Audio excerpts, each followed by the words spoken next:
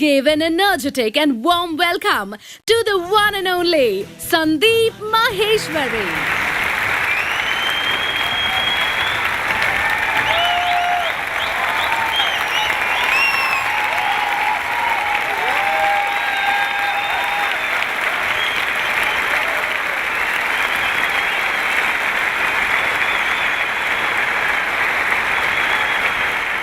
Good morning, everybody!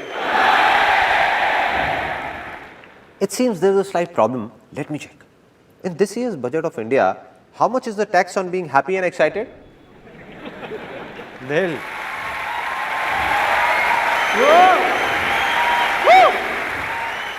Let's try it once again with full of excitement and a lot of happiness. Good morning, everybody! 2.5 years ago, an MBA college in Pune invited me to give a speech. I prepared the speech, mucked it up for a month and was fully confident about it. No problem. I went there and when I saw 400-500 people sitting in front of the stage, I forgot everything. Blank. Didn't know what to do. Then I took that page out, the one with the speech written on it, and entered a room right behind the stage and started mugging it up as quickly as I could. Just then, a girl entered that room. She asked, "So what are you doing here? You have a speech to give." I said, "Yeah, I know, but I'm just fine-tuning it." She could sense what was going on. She asked, "So are you nervous?" I said, "Nah, do I look nervous? What are you saying?"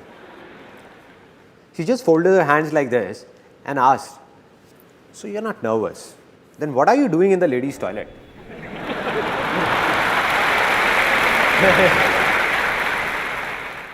Then I looked on the other side and said, "Shucks, man."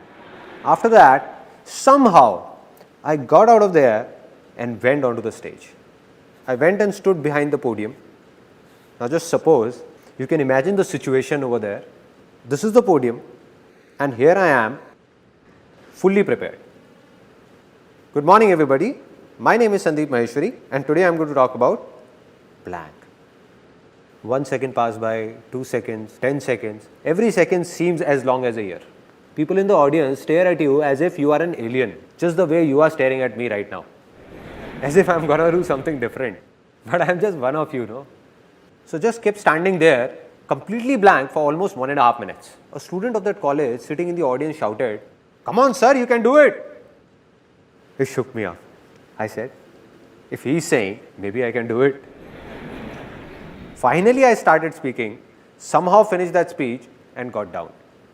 So this experience taught me 2 important things about life. That if I can do it, a guy like me, whom people in the family said was shy, unconfident, I was a complete recluse with no friends in school and lonely. So if a guy like me, who was an introvert back then, can come on this stage and speak in front of thousands of people, let aside those 2 hours, even for 5 minutes, then anybody in this world can do anything.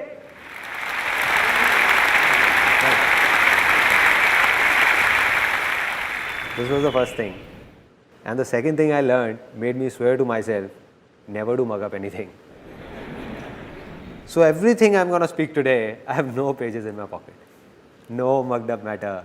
No preparations. I have no clue what I'm going to speak about. I'm not going to do this seminar from here, but from here, from my heart.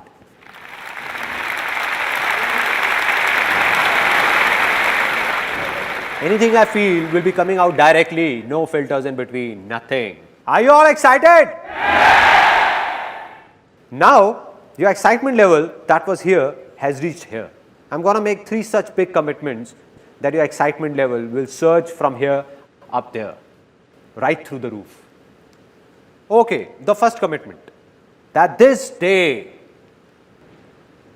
is gonna be one of the biggest days of your life. One of the biggest days. And you won't be able to forget it, never. And I'm not only saying this, I'm making a commitment in front of thousands of people whom I don't even know. And even if a single person says that this day was not that big or was not that good, then he or she can let me know at the end of this seminar and I'm going to apologize to that person in front of everyone for wasting his or her time. This was the first commitment. Now the second commitment. A lot of you people sitting here would be thinking, Okay, there must be something in it for us, but tell me what's in it for you? Why are you doing all this? What's the catch? Wherever you would have seen the word free written, it has a small asterisk on top of it. Really small, the one nobody notices. And at the bottom, it is mentioned conditions apply. Similarly, there is a small asterisk that you missed. But at the bottom, it is mentioned no conditions apply.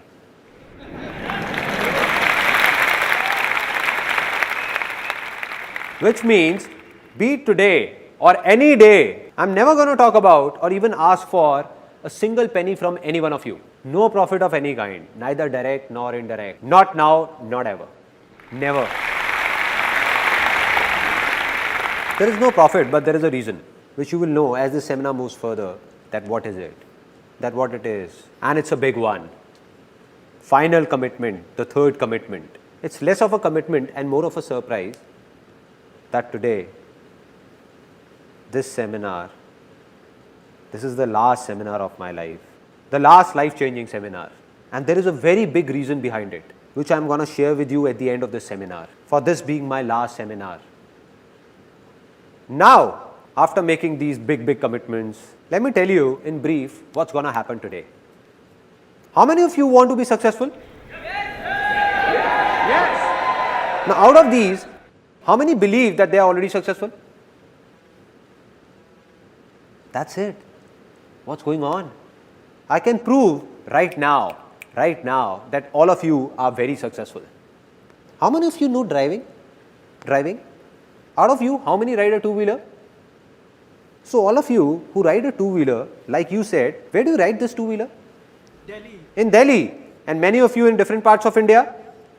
Now, what I can make out of this is that all these years, you have been driving two-wheelers on Indian roads and are still alive.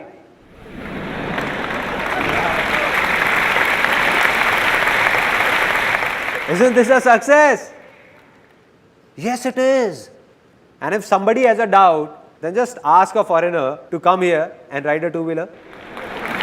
Ask him. Let me tell you what will happen. The very next day, not even 10 days, the very next day, there will be candles lit in front of his photograph. They don't put garlands, no? And somebody would come and ask his mother, I'm so sorry, how did this happen? And his mother would say, he made a big mistake. He didn't jump the red light.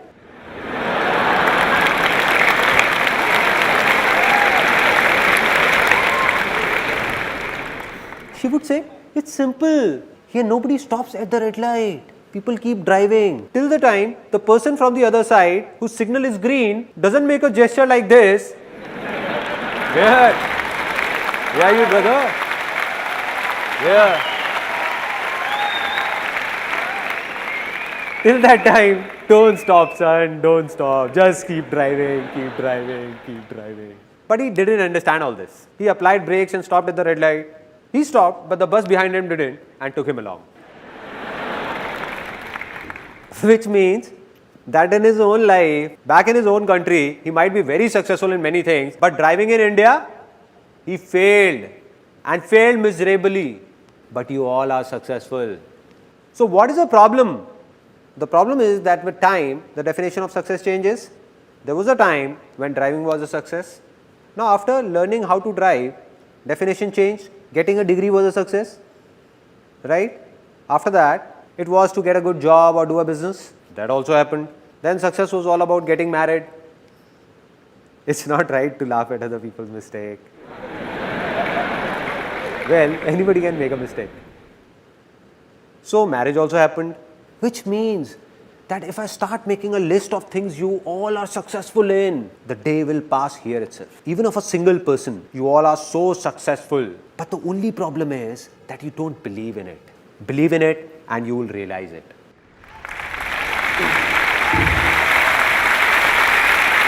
Only one person can help you or make you successful. And who's that? Can somebody tell me?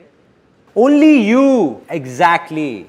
So this is what's going to happen today. All I'm going to do is make you remember that in those 90% things in which you are already successful, what did you do at that time? And once you recall those methods, the remaining 10% things in which you are stuck, all you need to do is simply apply these methods there also, and you will succeed in them as well. That's all. It's that easy.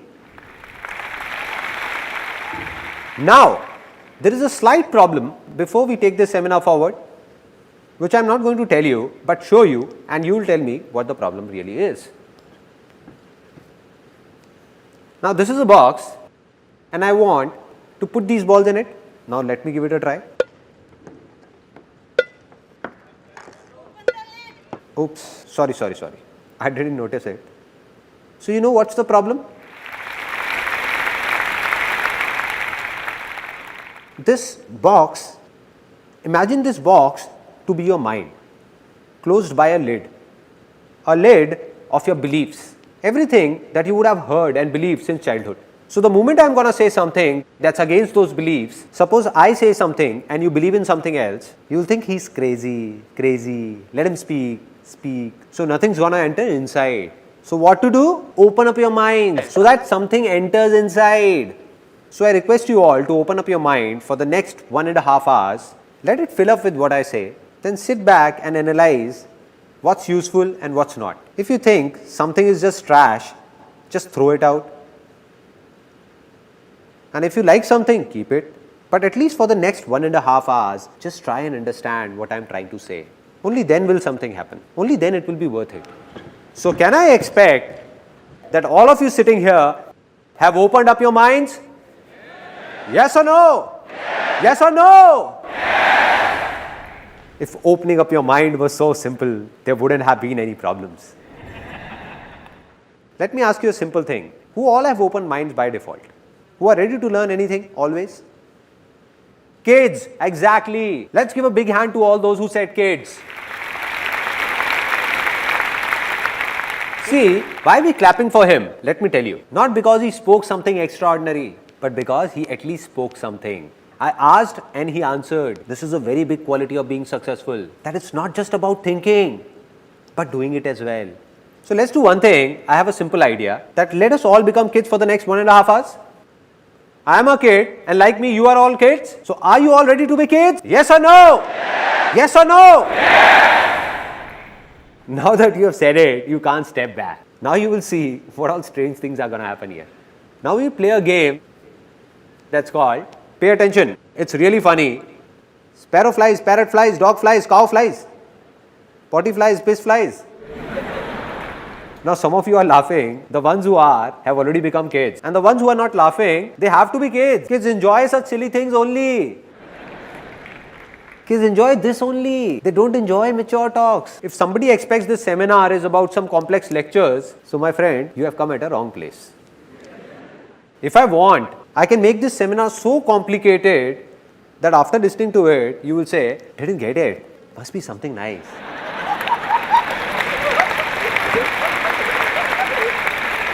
But no, what am I doing?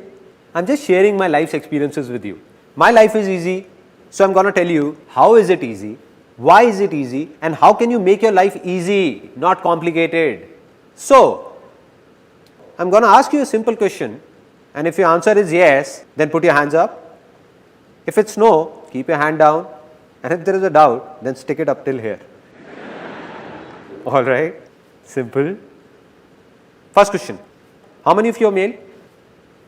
Oh, some have not raised their hands till now.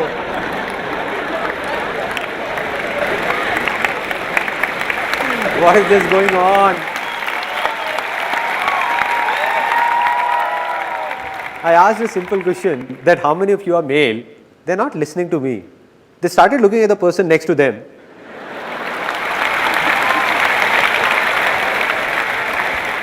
They are looking at his moustaches.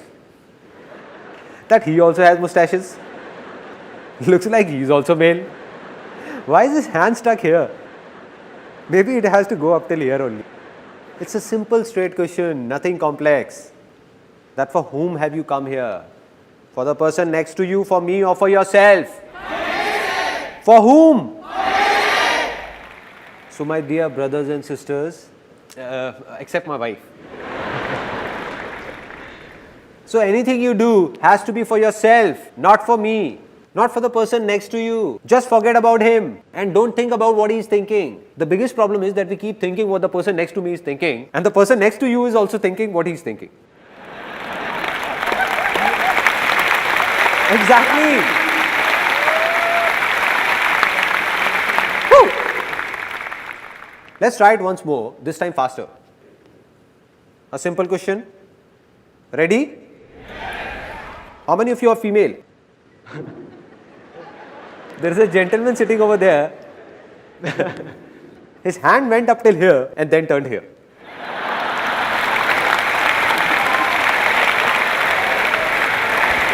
How can I make a mistake? There is no doubt. I am not a female. Have still not become kid, no. Still, there is something inside. Once more, we will do it again fast, real fast. How many are male? Female? Male? Female? Female? Female? Male? Male? Male? Female? Male? Female? Male? Female? Woo!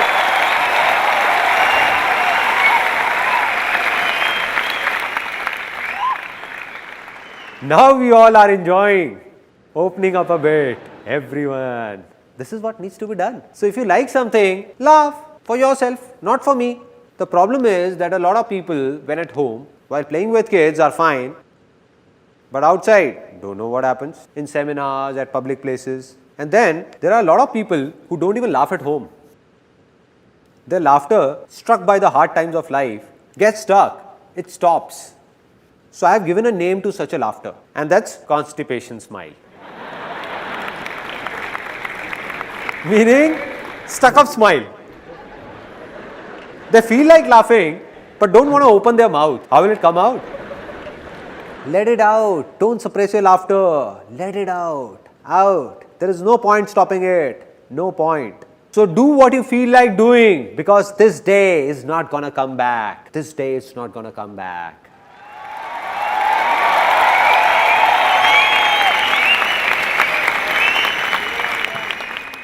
So now I'm going to narrate a story that has a deep impact on my life. Today, whatever I am, this story has played a pivotal role in it. And later, when I'm going to tell you the story of my life, that who am I, where have I come from, what I did, what all problems I faced, then you will come to know that this story had a big role to play in it. A story of King Akbar and his minister Birbal. Once King Akbar, some people are already laughing. As I said, don't laugh unnecessarily.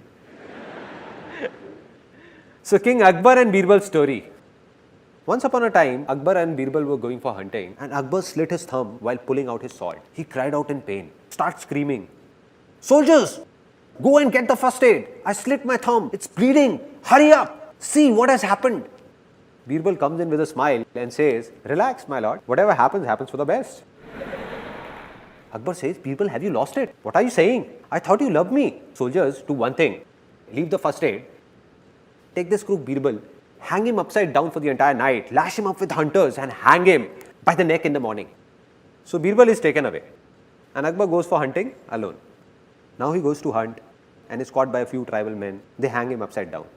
Now there is this tribal dance going on. Hoo ha, hoo ha, hoo. Come on guys, you don't expect me to dance. Suddenly a tribal man looks at Akbar's injured thumb and shouts, "He is impure. We can't sacrifice him to the gods. Free this impure being. He is impure." So Akbar is freed. Now Akbar is crying. It's morning. He thinks Birbal would have been hanged by now. Shouting and screaming, "Birbal! Birbal! Birbal!" Running towards the palace. And he sees that Birbal is about to be hanged. About to be. He runs and holds Birbal by his feet. Says, "Birbal, please forgive me. You were right. Whatever happens, happens for the best. That's why I'm still alive. And look at me, I'm such a cheap fellow.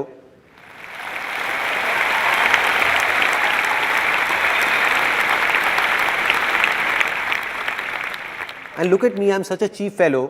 What have I done to you?" But Birbal, all thrashed up, still insists, "No, my lord, whatever happens, happens for the best." Then Akbar, it's not over yet. Then Akbar is shocked. He says, "Birbal, are you nuts? What are you saying? What could be good in it for you?" He says that if I would have gone ahead with you, they would have sacrificed me instead.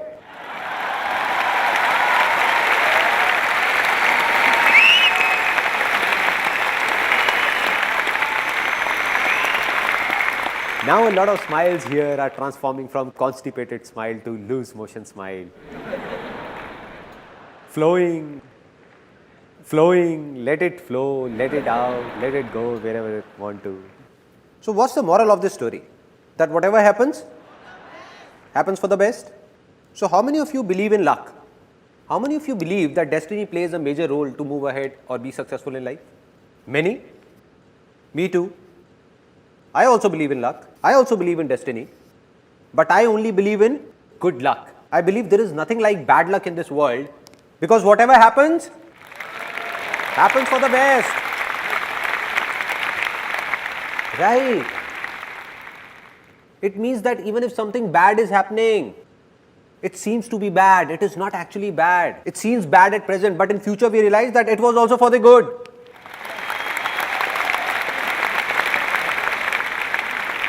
So are you all ready finally to see something, to listen to something that could be beyond your thoughts? Yes or no? Yes.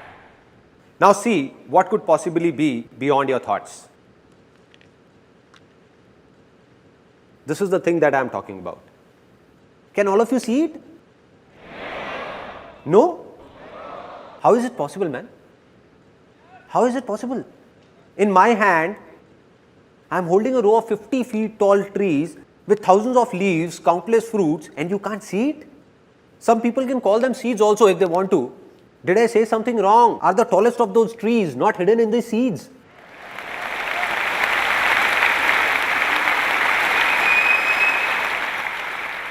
Hidden inside but not visible. And this seed will become a tree if it gets water. If I put these seeds in water, will they all become trees? Land, and that too fertile land. If I take 1,000 of these and sow them in a barren land, nothing will happen. But sowed in a fertile land, all these seeds are trees. Simple. Just like this. Similarly, all of you who are sitting over here, I have already told you that you all are already successful in a lot of things, and of a remaining few things that you want to be successful in. The seeds are inside you. That tree of success is hiding within you only. All it needs is a fertile land. Exactly. Now will somebody tell me what that fertile land is? Anybody? Environment? Thoughts? A lot of people over here are saying a lot of different things, but most of you, as I can hear, are saying thinking. It's not thinking. It's not positive thinking. We keep talking about positive thinking. If we have positive thinking, we will be successful. In a single day, in everyone's mind, it has been proven scientifically, more than 60,000 thoughts emerge. So anybody, no matter how big, how powerful, or how evolved, he cannot control his thoughts even if he wants to. So it doesn't make a difference what you think. It doesn't make a difference what you speak or listen to. All that matters is what you believe, because what you believe, sooner or later you become.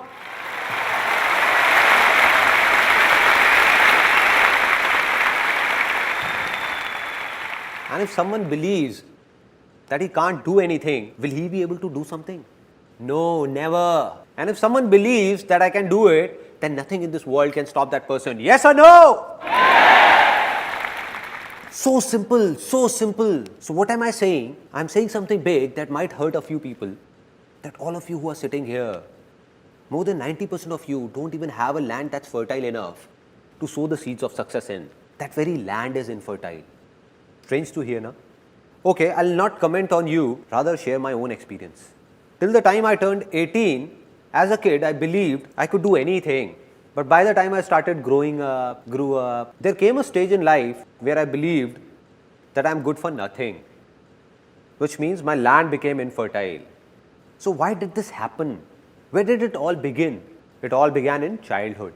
So here's a short film that you'll see that will explain why did that land become infertile and how to make it fertile again. Since childhood, don't know how many times you would have heard that you can't achieve your dreams. Like your dream of piercing through the clouds in open sky. But the dream ended the very moment you woke up. Because you were told that no matter what you do, you cannot fly. Just like me, you would have heard it a lot of times. that life is not easy. Rather, it's very difficult. It's not a child's play. What if I tell you that all those people who told this to you were intentionally or unintentionally lying about it? And in this whole world, anybody who has been successful has done so by keeping that little kid inside him alive and not by killing him. That kid who is not afraid of dreaming, who learns to walk by falling again and again, who believes that he can do anything, who not only flies in his dreams, but in reality as well. So are you ready to become a kid once again? Because being successful is not a man's task. Rather, it is a child's play.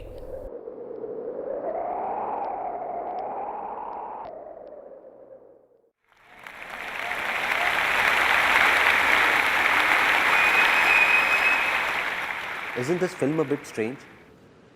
What we hear in our daily lives is a lot different. There, anybody who is successful or not successful says the same thing, that being successful is very difficult. One has to go through a lot of hardships, lot of pain. Like success is very, very hard to achieve. That he who is successful must have done something radical. But what am I saying here?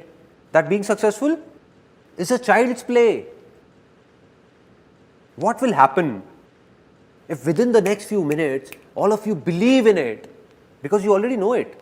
I am saying believe in it, not knowing it. If you believe in it, that being successful is a child's play, what will happen? You will become successful. Right? So let me tell you what happened that made my land infertile. Which means I wanted to be successful. I wanted to do something, but believed that I can't do anything. As a kid, I dreamt of flying in the sky. But by the time I grew up, I was even afraid of walking. There was a stage in life when I thought I can't do anything. What was the reason? The root cause.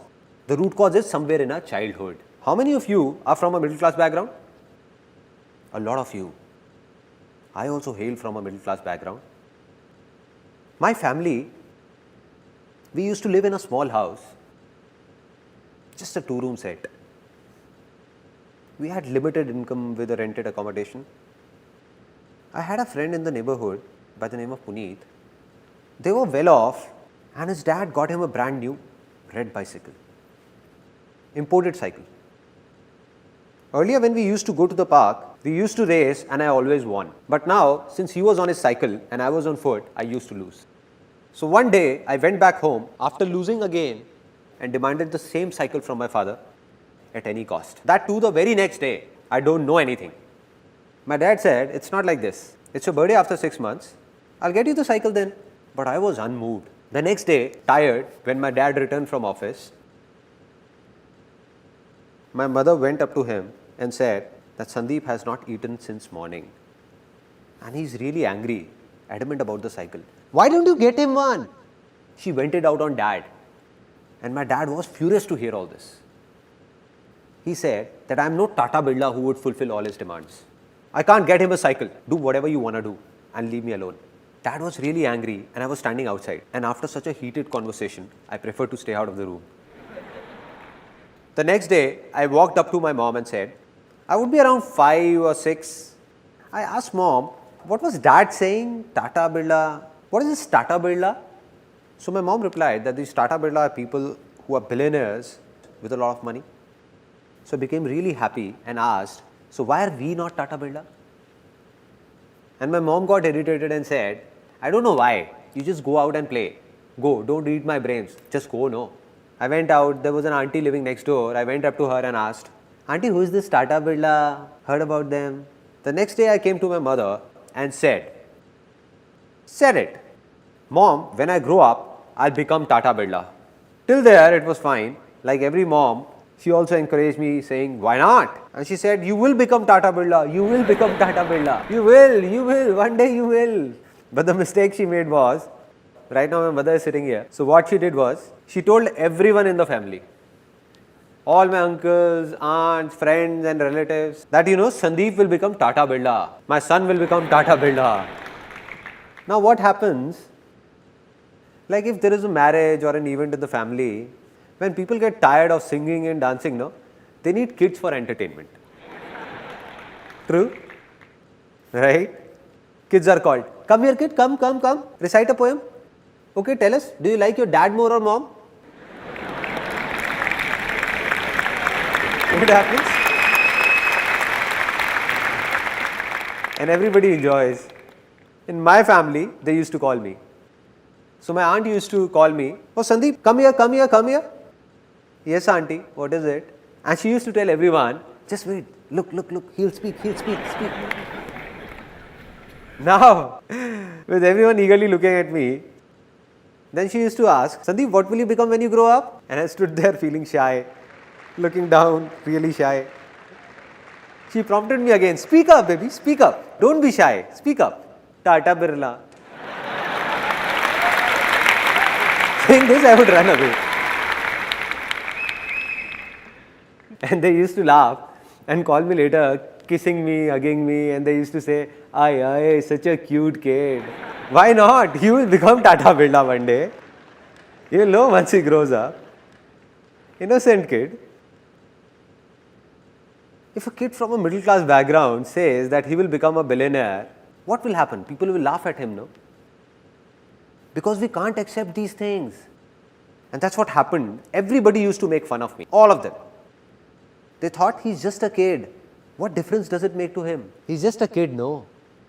They were wrong. Because a kid understands everything. He doesn't understand a joke, but he understands when others are making a joke out of him. I didn't know what's Tata Birla, but I knew that everyone is making fun of me.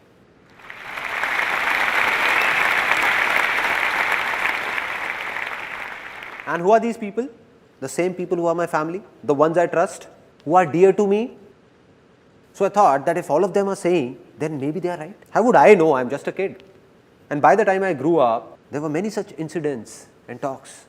So by the time I turned 18, all I desired was a salary of 10 to 15,000 rupees. That's it. I still remember when I was 18 or 19, I went to someone for a suggestion. Every family has a person or two whose advice everyone seeks, right? Isn't it? Some of you are laughing. It seems they got the same advice as I did. So I went fully prepared, thinking that I'm going to this influential person, and if I goof up anywhere, then my family is not going to support me. So I went fully prepared for it. Fully prepared, thinking what he might ask. He asked me 10 things, saying, what if this happens? What if this? What if this? What if this? Since I was fully prepared, I said that if this then this, if this then this, if this then this. When I answered all his questions, he said that, listen kid, all this you're saying is very impractical and it can't be done. And I asked, why can't it be done? Can you please explain why can't it be done? He got irritated because he was at a position where a kid who was a nobody came and questioned him that why is it not possible? So his ego took a hit and he said that, listen boy, you don't know anything about it. It's easy to say but very difficult to do. How many of you have heard this dialogue? Everyone. And that too, how many times? Have you ever wondered the impact of this simple dialogue on our minds? Or on that land that I was talking about? This word difficult is also a seed.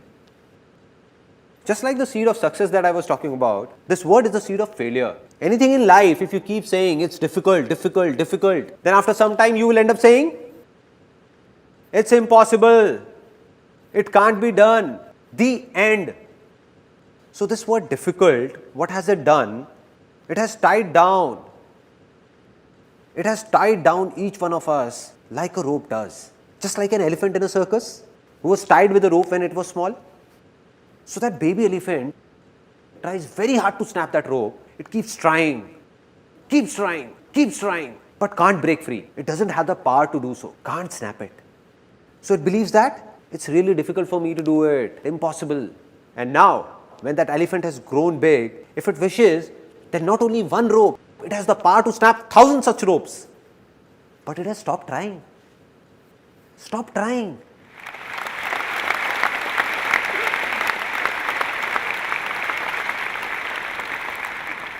If someone sneaks in and whispers in that elephant's ear, that dude, you have the power, Just give it a shot. You can do it.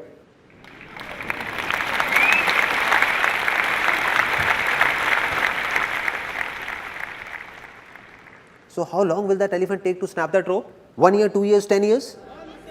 1 second. Not even 1 second. This is what happens. All those beliefs which are based on a lie take years to be formed. But snap in a second. Second.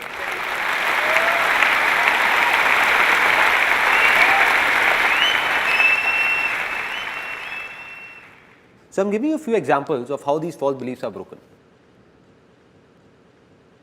For centuries, man believed that the earth is flat. It's flat, flat. For thousands of years, people used to say it's flat. Then suddenly, a few years back, a scientist discovered that the earth is round. And what did everyone start saying? That the earth is round, round, round. Which means that belief took centuries to be formed, but collapsed in a second. The moment it faced the truth, it was gone. Similarly, all such beliefs are based on lies. All are lies. The moment they face the truth, all of them will collapse. And sometimes when they collapse, when they face the truth, some people get shocked while others take pleasure in it as well.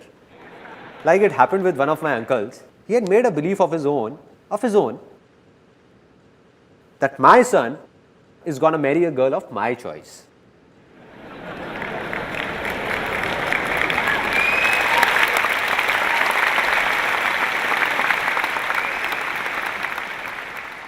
The sons are clapping, but fathers, anyhow. Now what happened? It was his own belief, but it's not true. This is not truth. So what's the truth? What's the difference between truth and lie? The truth is that fire is going to burn you. No matter whether you are an Indian, American, Australian or whoever, fire will burn you, and that's true. But every son will marry a girl of his father's choice is not true. Not true. Not at all true. He just formed it. So what happened? He made a complete plan that as my son grows, I'll do this, this and this to find a suitable girl. And there was another thing in it that I'll make him do MBA from London. And once he does MBA from London, it will look nice on his biodata for marriage that the guy has done MBA from London. So that guy was sent to London to do MBA. And when he came back to India, he got married, and that too to a guy.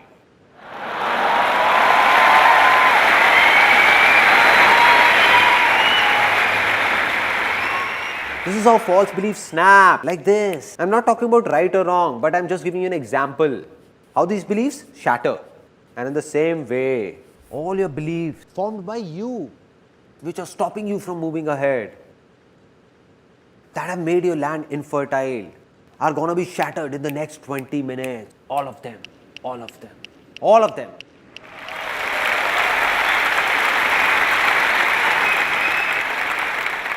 Because you are going to witness the truth. That rope is about to snap in a few minutes. So are you all ready to make your land fertile? Yes or no? Yes.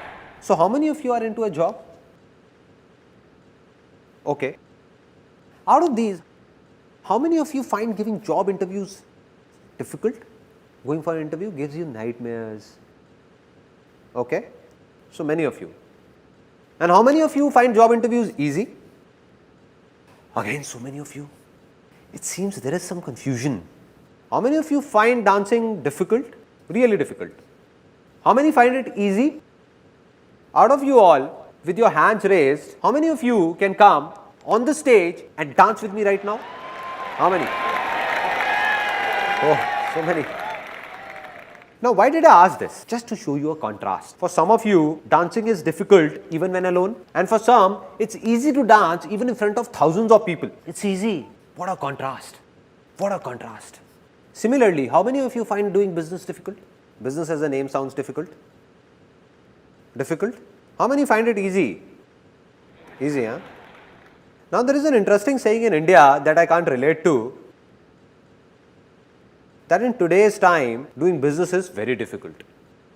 Now I don't understand that when did this today's time start and when will it end?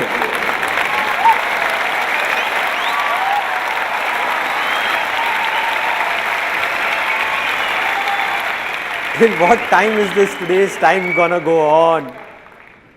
So there is a simple thing that's clear now, absolutely clear. Sometimes we are so busy with our lives that we don't have the time to think about these minute things. We keep waiting that someone from somewhere will come and tell us a big secret.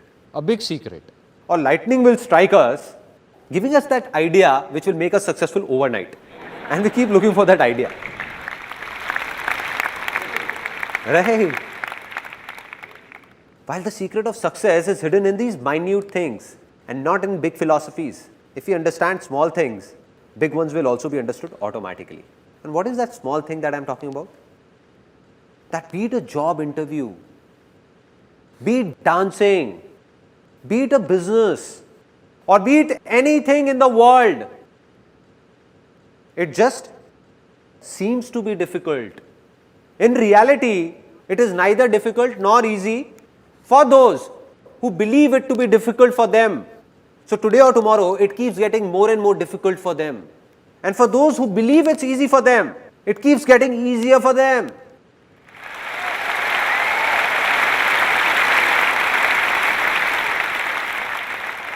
So there are a few things that seem easy to you. So they are easy for you.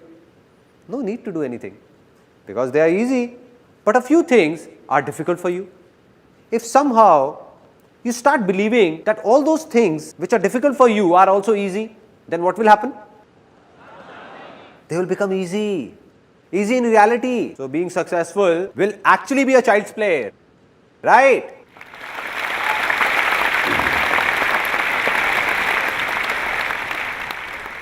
Now, let's get down to the basics, the roots, and see what is really happening down there. That all these beliefs, from where are these being formed? All these false beliefs, how were they formed? Till the time we understand this, how will we break them? Now, out of you, how many of you have heard, see no evil, say no evil, hear no evil? Everyone. I believe that if you really want to be successful, then you have to do something else and not this. With due respect to Gandhiji, I don't agree with him. Why? I'm saying such a big thing. Why don't I agree with him? Why not? Can you please close your eyes for a few seconds? All of you? Eyes just above your nose? All right. Now do as I say. Do as I say. Don't think about your mother. Please don't think about your mom. You dare think about your mother. And your mother's photograph should not flash in front of your eyes.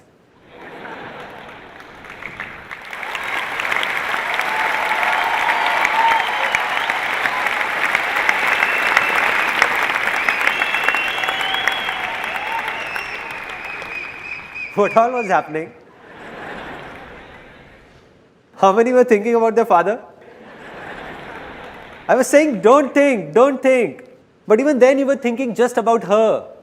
See, here is an interesting fact that how does a mind work? See, our mind cannot think in words. It can only think in images. It can only think in pictures. For example, I am saying terrorist. Whose image comes in your mind? Kasab. Osama bin Laden. Nobody is saying wife, right?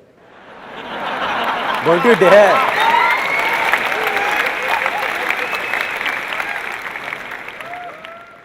Such images come to your mind. Mother Teresa. What came in the mind? A good image. Peace, right? Zupta. Any image in the mind? ZXY. Any image in the mind? ZXY. Any image? No? Nothing? It means that our mind can't think in alphabets. It can't think in words. It can only think in pictures. Pictures.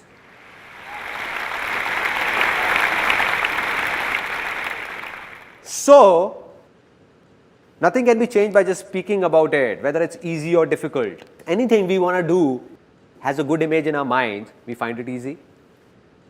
And if it's bad, we find it difficult.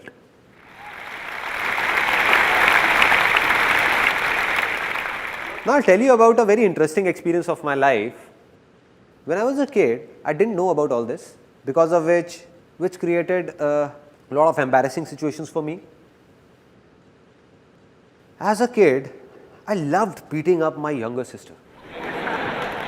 She's also here today. Hi there. So I enjoyed beating her up a lot, very much.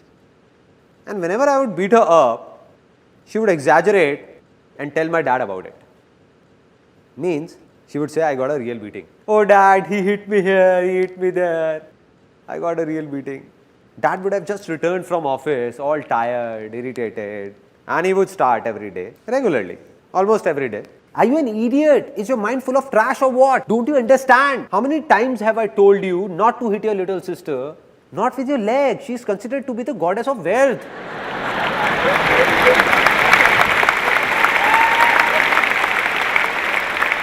But I never got it. At that time, when dad would be scolding me, I would look down and apologize, sorry, and the next day again. So there wasn't a problem till the time dad was scolding me. Problem began when mom entered the scene. Mom came and she used to pamper me a lot. She used to get scared looking at my dad's high temper. And she used to come and dad would be scolding me. She used to come and say, don't get angry, poor kid, spare him, don't get angry. And as mom started saying this, dad, who would be scolding me till then, would suddenly start beating me up.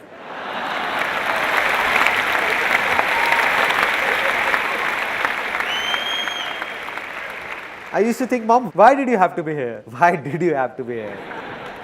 The more she used to say, don't get angry, dad would say, don't get angry, Thor! He deserves it, Thor! Don't you dare! Never do it again.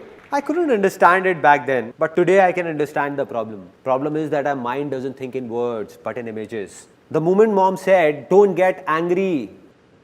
So what happened? The image of anger came in. Don't. Any image of don't? Nothing. Get. Yes, do it. So,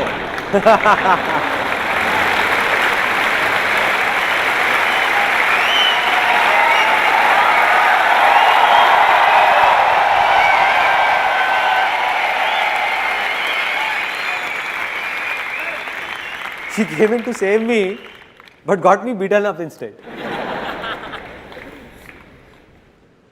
Similarly, if we see two guys fighting, involved in a heated conversation, you don't know me, man, you don't know me. You don't know me, man, you don't know me.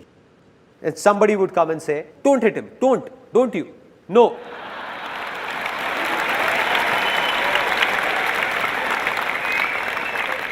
Not this brick, no.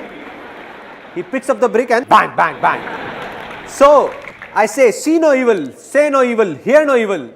If this is not to be done, then what else needs to be done? Very simple.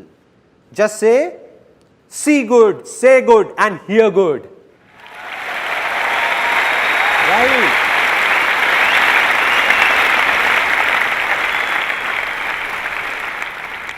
But it is also not something new. Everyone knows about it.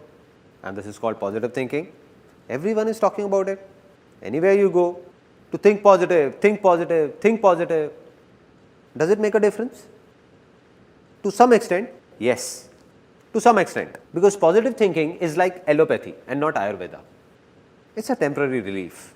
What does allopathy say? If you have a problem, take a medicine and cure it. Medicine and cure. What does Ayurveda say? That you make your body so healthy that you don't need to take medicines at all. That's the difference. You will read a positive book or go to a pleasant place, the effect will last for some time. It's absolutely true, and it applies for this seminar as well. That its effect will last only for some time. A few hours, a few days, or maybe a few months. And after that, back to normal life. Back. And what's the reason? I've already told you that anybody, no matter how evolved, he can't control his thoughts because in a single day, more than 60,000 thoughts cross by. And if you seriously want to do positive thinking practically, see, here is an interesting fact. Then either you have to go to a mountain and leave this world.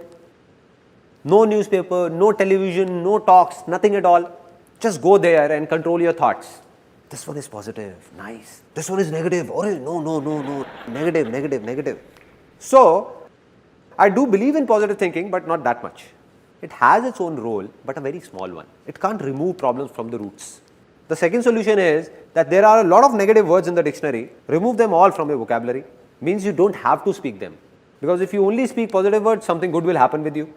But are these two things practical? Practically doable? Is there someone who says I can control all my thoughts? Anybody? So what needs to be done? What's the solution? It's simple. If I tell you to let those negative words in the dictionary be, don't remove them. Don't control your thoughts as well. Just take one word that is the root cause of all your problems and failures. The root cause. Take that one word and throw it out of your dictionary. Can you do this much? Yes or no? Yes. Okay, for anyone, be it us in India or someone in America or Canada or anyone in any corner of this world, what is the biggest success of life for them? The biggest. Name, fame, money, happiness, health. Absolutely. Let's give a big hand for him.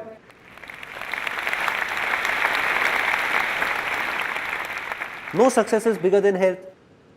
A man with a lot of name, fame and wealth, but without health, is he any good? All is waste, no use. No success is bigger than health, and we all know it. Nothing new in it.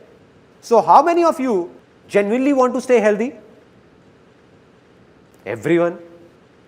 Out of you, how many know that the best way to stay healthy is to get up early, go to a park, do yoga or do jogging? Everyone knows. So now how many of you are actually regular? That's it. Hardly 1% or 2% people. Now see, the problem is that we all know these things, but when do we remember them? About health, to stay healthy. The time we are sick and visit a doctor or visit a relative or a friend in a hospital, when the doctor warns us that either you do something now or the Almighty will do it. Cholesterol levels, man. Right. And then suddenly we wake up saying something needs to be done now.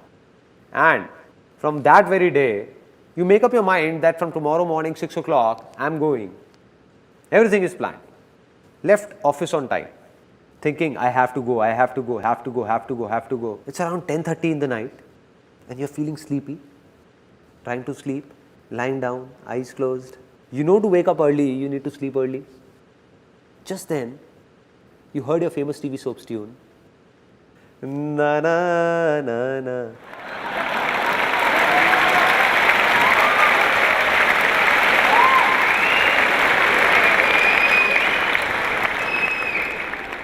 The mind got lured towards it. You got out of bed. Okay. You got out of bed saying, half an hour hardly matters. Let me watch it. And sat in front of the TV. Relaxing, relaxed, mood changed. All that health mantra is gone. Forgotten. It's around 11 o'clock. Now again surfing channels, got freshened up. And by the time you came back in bed, it's 12 a.m. It's 12 o'clock. Now, when you lie down to sleep and you're about to sleep, what's going on in the mind? The thoughts that it's 12 already, getting up early is really difficult.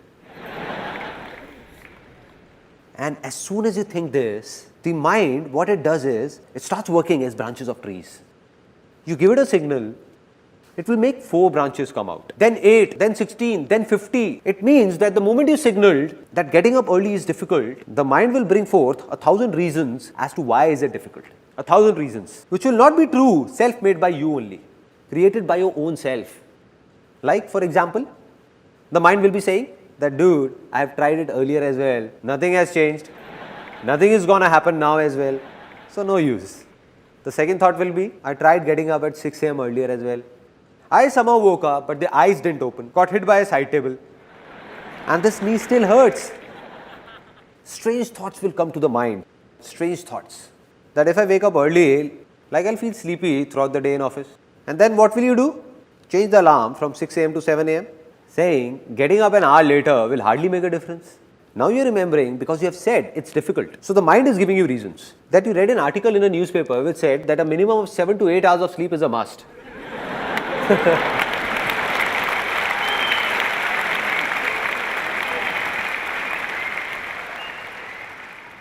Apart from this, some people's reasons are even stranger. Like one of my friends, I told him that from tomorrow morning, you come along with me and let's go jogging. He said, I'll not go in the morning, I can go in the evening. I said, why? Why not in the morning? He said, I go to the park in the morning and I see that man and I don't like his face. I said, what kind of reason is this? Now the solution of this problem. And it's really simple. That very moment when this thought comes to you, when you're just lying down, all you need to say is that no matter how late I sleep in the night, getting up early is easy for me. It's easy.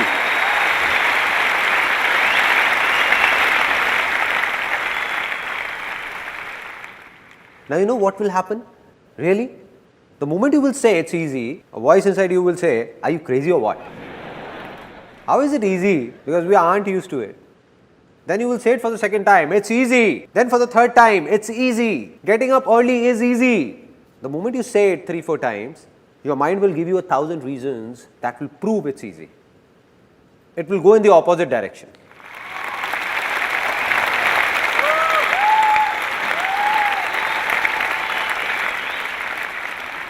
At that time, mind will be filled with some other reasons which will be completely different from the previous ones. For example, the first one will be, come on dude, I just have to get up at 6, not drill through a mountain.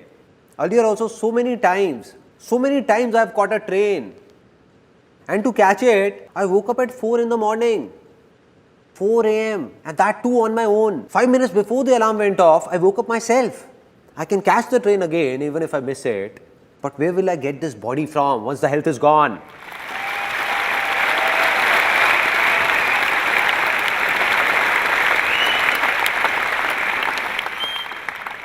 Can you make out the difference? The difference between positive thinking and this? In positive thinking, someone from outside is trying to make you positive and the negative thoughts inside you are stopping him. The moment you say it's easy, you're yourself trying to be positive. Nobody from outside is doing it. Rather, your own mind is doing it. Now, this is what came to your mind. And apart from this, the second thing that came was that earlier you were thinking that you will feel sleepy in the office. There is nothing wrong in it. But just see how the perspective changes. Your mind will think, so what? Even if I feel sleepy, I'll have 3-4 coffees extra and then I'll get used to it. Finally, the biggest of problems, the one that my friend had. Maybe you also relate to it. The one my friend had, that if I go to the park in the morning and I'll have to see that man's face. So now when you will say it's easy, you will not see the neighbor's face, but his beautiful wife's.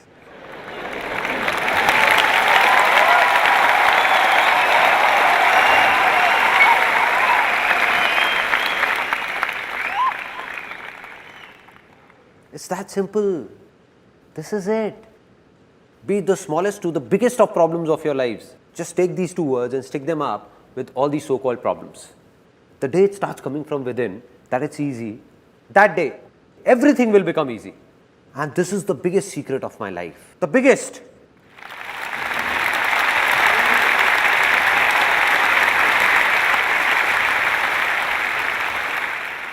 There was a stage in my life when I thought that I'm good for nothing. I can't do anything. Nothing at all. Went to a call center for an interview, don't know where all I went, did what not, but didn't get a job. It was a stage that if someone would have offered me 6,000 rupees for which I would have to work for 12 hours, slogging for the entire day, doing heavy loading jobs, I was ready. There were such major problems in my life. At that very time, an exactly similar moment came in my life. The same moment that's going to come in your lives in some time. When I watched someone, just the way you are watching me now, I saw someone who appeared to be just like me. Exactly like me. 2 eyes, 1 nose, 2 ears. I said he looks just like me. And when I heard him speak, a voice came from inside me. Nobody said anything, it came from inside. That if he can do it, so can I. If it's easy for him, then it's easy for me as well.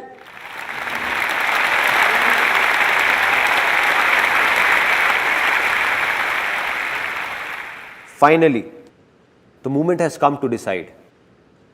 Because I believe that if nothing has changed, then nothing will change. Although you all have come here, but if you don't make a commitment to yourself, or don't try to change yourself, then nothing will change when you step out of here. Nothing different. Just a good time pass and finished. So it's time to make a commitment to yourself. Take a decision to change yourself. You have two options. First, there are a kind of people in this world who themselves keep making the smallest of their problems, their troubles, bigger and bigger, and keep complaining. There are a lot of such people, and there is nothing wrong in this. All we need to do is understand that if we are like these people, only then will we be able to change ourselves. But if we don't accept it and say, no, I'm not like this, then you will be like this only, like you have always been. Second option, this was the first option. Second option is those people, and there are millions of people like this, who themselves make the biggest of troubles of their lives really easy, thinking of them as nothing and always be happy.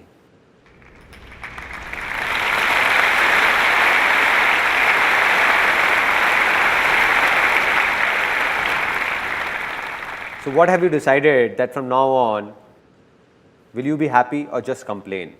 Be happy. Now, the moment I was talking about has arrived.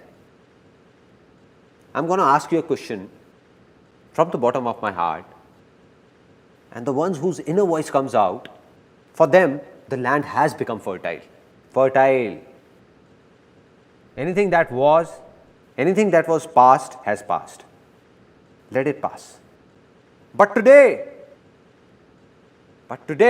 do you believe you can change your future? Yes or no?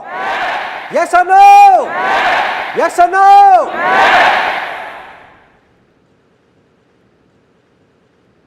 Let's celebrate. This is a very big moment.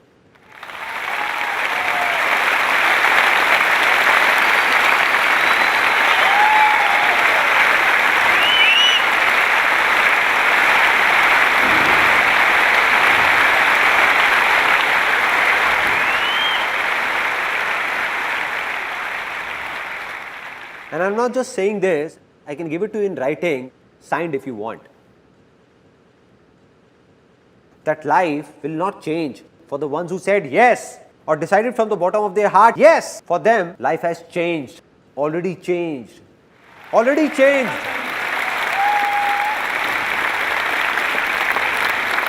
The land has become fertile. Done. There are people in this world whose problems could be 100 times bigger than yours, but then also their success is also 100 times bigger than yours, which means that problems and success don't have a direct connection. It's all about what you believe in, something we have just realized.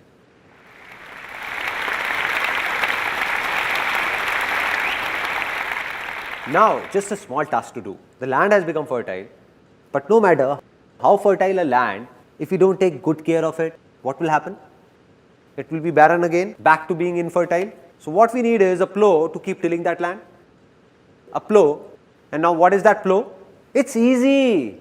Exactly. Don't underestimate its power. It has changed my life. What needs to be done is that anything you want to do in life but believe you can't do it, just attach these two words. It's easy. And then see what happens. I'll give you an example what happens. How many of you are students? Okay. Many would be engineering students also. How many are engineering students? A lot. Now what happens inside an engineering college? Leave alone the top engineering colleges like IITs, other top colleges, number 1, number 2, but not many students get admissions in these. And they get admission in a college which is not highly ranked. Now what's the general discussion in that college? And after taking admission yourself, you're cursing that college all the time. This college has this problem, that problem. You're told about so many things while taking admission. And now they're not doing anything. This is bad, that is bad, that is bad. And the worst is the placement cell of this college. All the students, all of them are saying that a degree from this college, leave alone any MNC, will hardly manage to get us a rupees 6,000 job. Right? This is what happens. Such strange talks are going around everywhere. And we also start doing it. What you need to do is leave aside everyone else. Whatever they do, if you want something different, something good to happen to you, then you'll have to say, to hell with the world, I'll pass out from this very college, and to get a job in India's top multinational company for me, it's easy.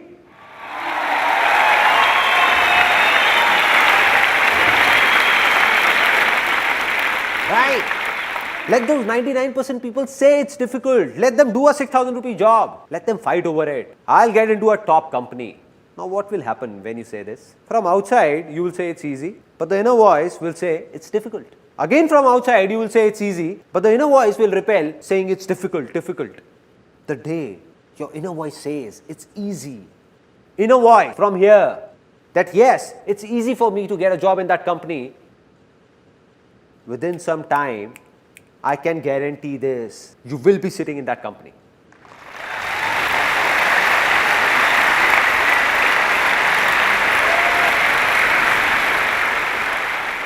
And this is not something theoretical that I am saying. Practically, you pick up any big company of India or world for that matter.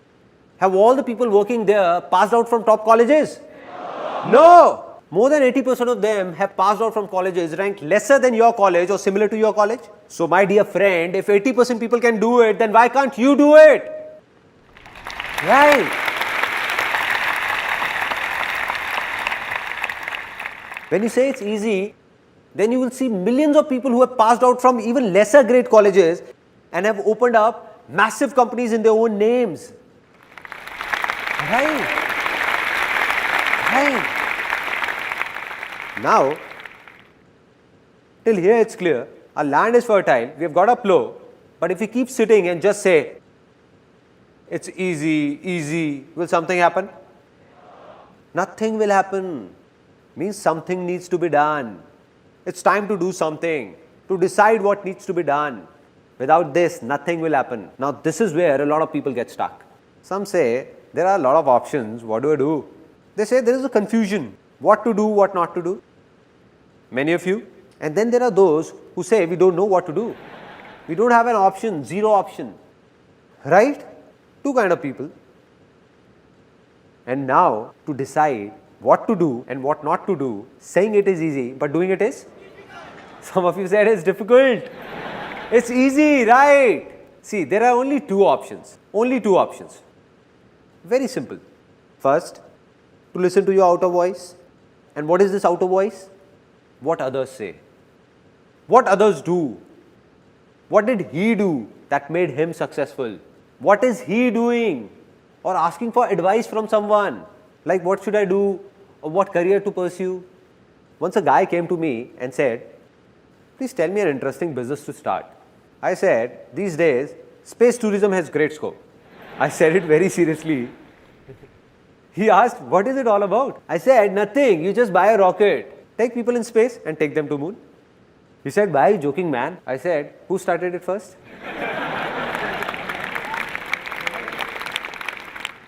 So what's the second option? The first one is outer voice and the second one is listen to your inner voice. Inner voice, whether you call it your soul's calling, your desire or call it anything, but listen to your inner voice. And the day you listen to it, no, that's it. You don't need anything. A simple example, real life incident of every house. There is a kid who has just one passion, to open up and reassemble his toy cars. Open up and reassemble, open up and reassemble. That's it. And that's all he enjoys, nothing else. Now gradually as he grows up, now he's fond of computers. He keeps opening and reassembling them. TV, electronics. Now he turns 18 and it's time to take a call. What to do and what not to do. Now his inner voice says, go for engineering. Engineering. But everyone around said, that son, don't go for engineering, there is no scope in it. And he was told that, listen son, you go for chartered accountancy, CA. But why CA? An interesting point. It's a very interesting point. Nobody analyzed what that kid wanted. What was his talent or interest? No. CA because someone in the family did CA 15 years ago and today he is making good money. So what will happen now? This is not his inner voice. The problem is not that everyone said. The problem is that he also got scared. He said, let me do what everyone is saying. No, why take a risk? Why take a risk? If something goes wrong, then who will take the blame? Right? So he opted for CA. Now he is doing CA, but completing it is a big task for him because he has no interest in it. And on the other hand, if he would have done engineering, then today or tomorrow, just the way he was reassembling computers, he would have reassembled an aeroplane as well. Now, we all have understood that we can do anything. We have heard our inner voice. Internally, we know what we want to do. But then also, after having a fertile land and seeds in our hands, if we don't sow these seeds, will something happen? Nothing. If we don't take an action. Worldwide, a lot of researchers have proved that 90% people who failed have one big reason, one common reason, and that is that they don't even try. They don't even try. It means that they have the seeds in their hand and keep on thinking to sow or not to sow, sow or not to sow, sow or not to sow, or wait for the right time to sow. And they keep on thinking. So they don't fail because they did something, but fail because they wanted to, but never did it throughout life. Right?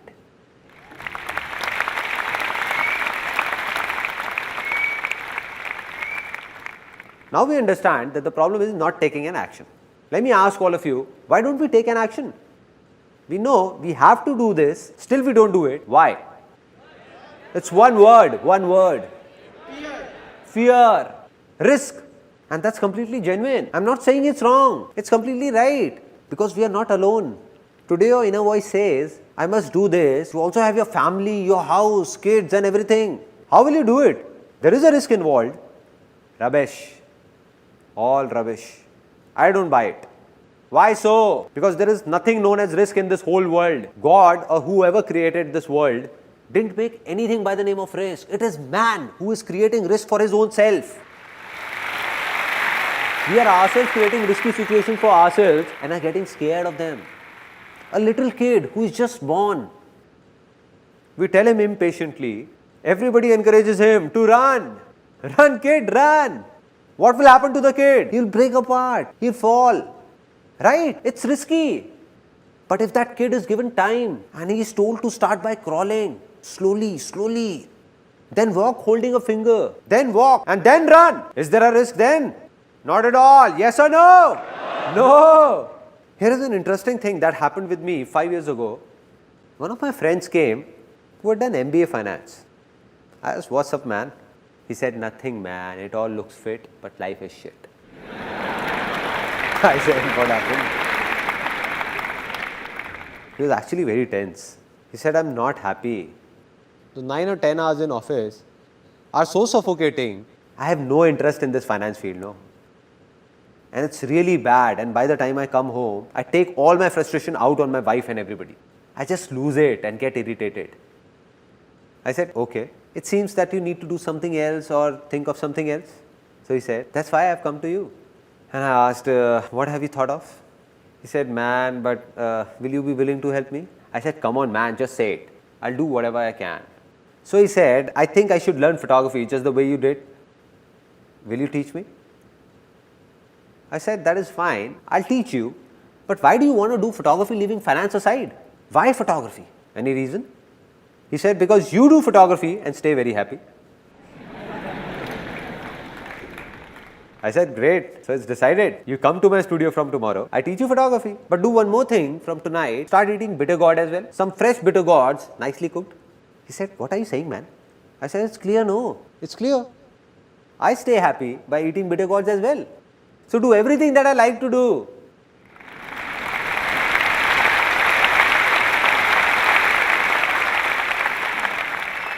I said, listen man, you were about to make the same mistake you did many years ago.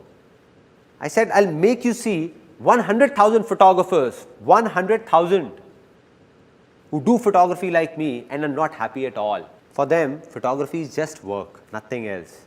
And I said, I'll show you 100,000 people who do what you have been doing from the field of finance and are very happy. Very happy.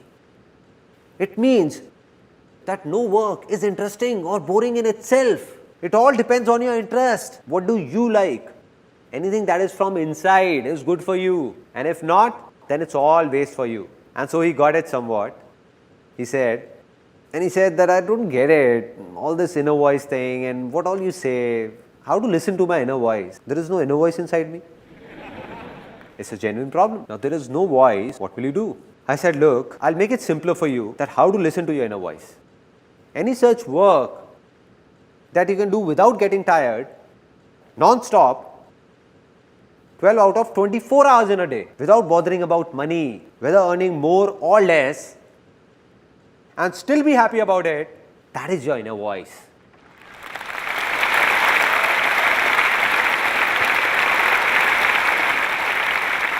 So he smiled a bit. I saw his eyes lit up. He smiled and said, "This is great, man. But there is only one such work that I can do for 12 out of 24 hours. I said, "What is it?" He said, "I am very fond of eating." I walked up to him and touching his bulging tummy, I said, "Well, I can see that."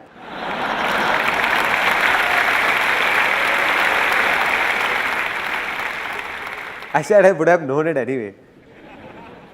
He said, "Come on, man, I'm serious." I said, "Okay, tell me now." He said, "What I mean to say is that I'm not just fond of eating, but cooking as well. Cooking is something I can do for 24 hours. Everyone at home makes fun of me. Why do you keep roaming like a cook? But I just love cooking." I said, "Cool, so do something related to cooking. What's the problem? Do it." He said, "Yeah, man, thanks for the idea." I said, "I didn't give it to you. You gave it to yourself." So he said, "Now what I'll do is, you wait and watch. Now I'll open a big restaurant in a big shopping mall." So I asked, "How will you go about it? Buy a space or take it on rent?" He said, "Come on, man, you know I don't have that much money to buy a space. Obviously, rent is the only option." I said, "Okay, take it on rent. Still, it's not a big investment, no? Just assume the rent of a big restaurant in a big shopping mall, like 200,000 rupees as rent. Just 5 million rupees is all you need. You must be having that much on you. Just calculate, no?" He started calculating all my savings from here and there, taking from dad, borrowing it from friends. 3 to 4,100 rupees I can manage. I said, "Great, man, you're just about there. Great, man. Okay, 3 to 400,000 rupees from here. And what about the remaining money?" He thought a lot and said, "I think dad won't mortgage the home for it." I said, "You lost it, man. Just think of something else, man." He said, "I'll make a proposal of my restaurant and go to a bank for a loan. And I'm sure I'm going to get one." I smiled. I smiled and said, "My brother, bank only lends money to those who actually don't need that money." Right.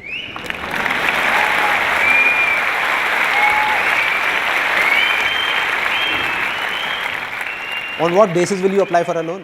On what basis?" He said, "Yeah, man, I think you're right. I won't get a loan. So what to do?" "I think it's really difficult. Leave it." I said, "Why is it difficult?" He said, "No money, na." I said, "Why? You just said you have the money." He said, "No, I didn't." I said, "No, you said there is money. What about those 3 to 400,000 rupees?" He said, "But they are not enough to open a restaurant." I said, "Who told you to open a restaurant? Out of these 3 to 400,000 rupees, you can keep aside 100,000 rupees and open a nice stall with the remaining money. A nice stall."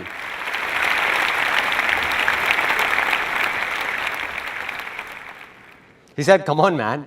I'm MBA finance. I won't put up a stall." I said, "Why? What's the problem? Put up a nice stall." He said, "No, man, I can't put up a stall. Try and understand." I said, "I am understanding it, but you are not. Let me explain that why you don't want to put up a stall. You know if you put up a stall, you will be happy. You will enjoy it. You will cook food, serve it, and people will pour in. And today or tomorrow, you will open up a big restaurant as well from that stall. And you know it. But then also you won't do it. You know why? Because you are thinking that what will my father-in-law say that I got my daughter married to an MBA finance and he has put up a roadside stall." Right? I said, "This is the reason, no? That what will he think? What will your family think? What will your wife think? What will everyone think?" Great, keep thinking. He said, "Yeah, man, you are right. But still, I can't put up a stall. Not a stall." Now, this is a big problem. Everyone's falling prey to what will people say.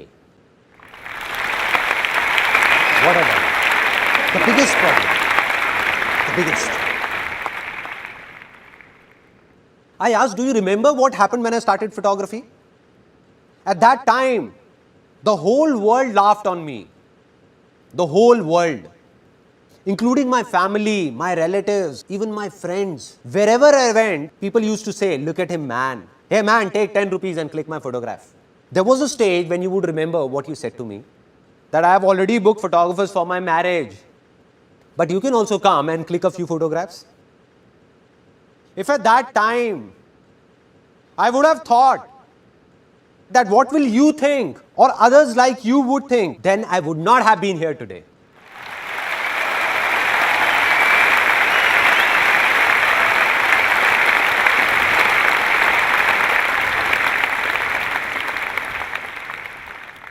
I said those people can go to hell. Whatever everybody thought of me, I didn't care. That's why I've reached here. And it's not me alone. There have been a lot of people in the world who did the same thing as I did. They followed their heart. That means they listened to their inner voice and took small steps. Small steps. Didn't take a big leap. But we all try to start with a big jump. That I'll do this and I'll do that. What's the problem, man? Do whatever you want to do today. And that too from the smallest possible level. And then see who stops you. Nobody will be able to. Nobody.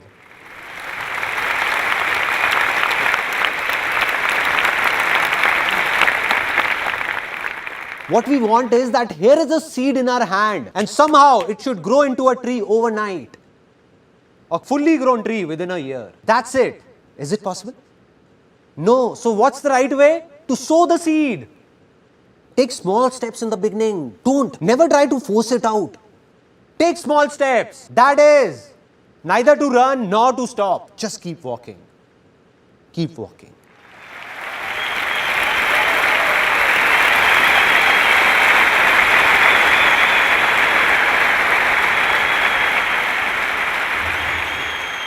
Now there'll be only one glitch in your way ahead, where a lot of people get stuck. Which means that if you do as told, then you will earn money for sure. In anything you do, you will earn money, but will you be successful? And for that, there is a final step that you must follow. And this is also going to sound strange to some people, because it is just the opposite of what people say about success.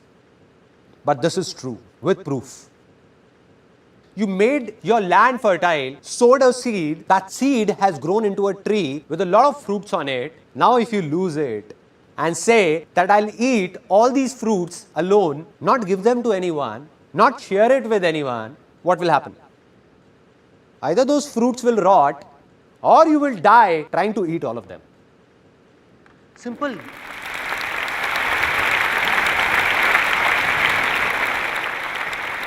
Now here's a story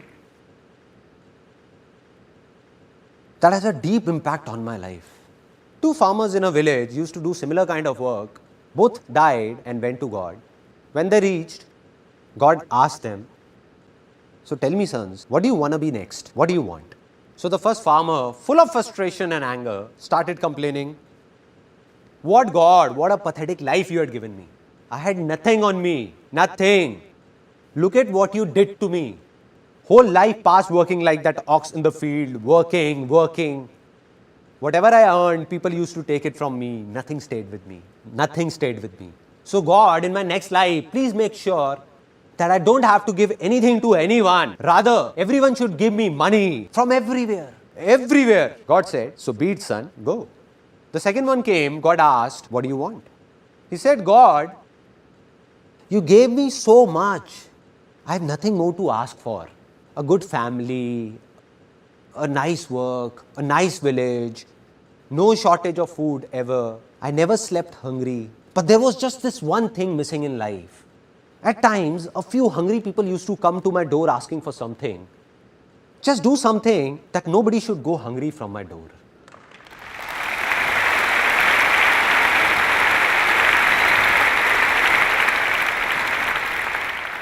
God said, so be it, son. Go, son. Both of them were reborn in the same village. Both of them grew up. The first man who said that everyone should give me, and I don't have to give anything to anyone. So this man became the biggest beggar. I'll not give it to anyone. Everyone should just give me. And the second man who said he didn't want anything but just to feed the hungry, he became the richest man of that village. The richest.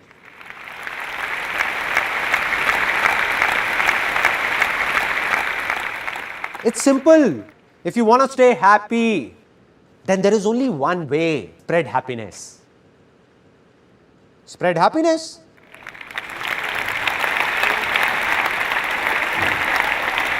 It's so easy, no? There is no other way.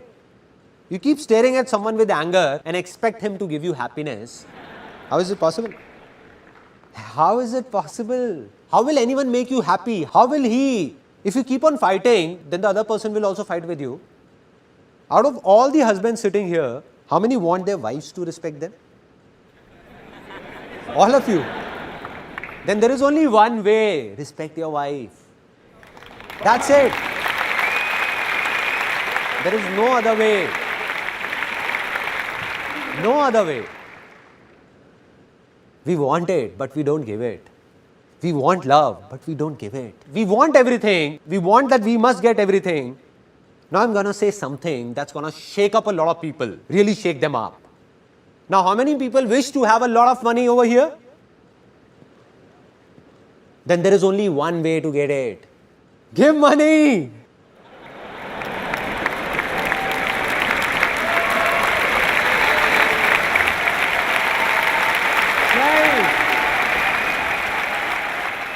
Some of you are not clapping, looking at me very seriously, thinking that I'm going to come up with a box. 10 rupees, 10 rupees, 10 rupees, 10 rupees, 10 rupees, 10 rupees, 10 rupees, 10 rupees. Giving money. How can someone give money? There are strange things that we believe about money. And that too rooted deep in us. No father, no brother, only money together. Right? And some people actually think it's true. They're fighting with their parents, with their brothers and sisters, only for money. For money. I'm not saying that money is not important. That would be impractical to say. It is very important. Very important. But money is only as important as fuel in a car. Neither more nor less.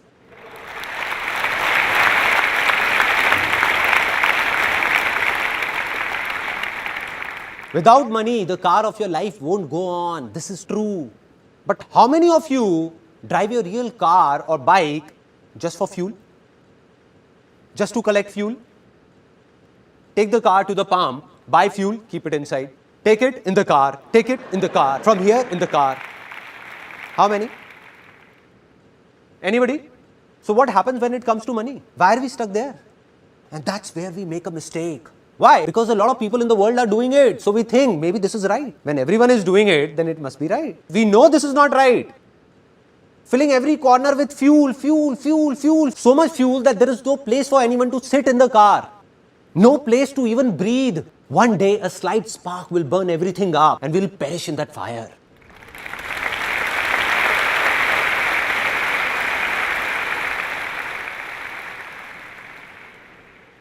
It's going on, no? People are burning. They might be successful in everybody's eyes, but not in their own. And this is no theory. If on one side we have somebody for whom money is everything, who is very selfish and he has a lot of money, a lot, but he has only money, nothing else. No happiness, nothing at all. Neither does he give happiness nor gets happiness. And on the other side is someone who might not have that much money, but he believes in just one thing, spreading happiness in this world.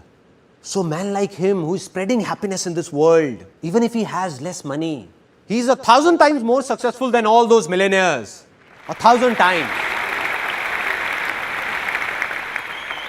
This is called real success. And on the other hand, make those people come and stand here who might have a lot of money, but don't have the courage to give, courage to share, to be happy, to give happiness and smiles. They can't look into anyone's eyes and say that they are successful. They can't. The world says they are, but they are not. Now let's talk about how it works practically, the sharing logic. There was a stage in my life when I was doing photography and I used to do everything myself. I was the office boy, I was the cleaner, and there was a small studio in one corner of my house. Had put a table chair over there. Used to serve water to people, did photography, counseled people, talked to them. And I realized that I won't be able to do it all by myself. So I recruited a female on somebody's reference and a female joined.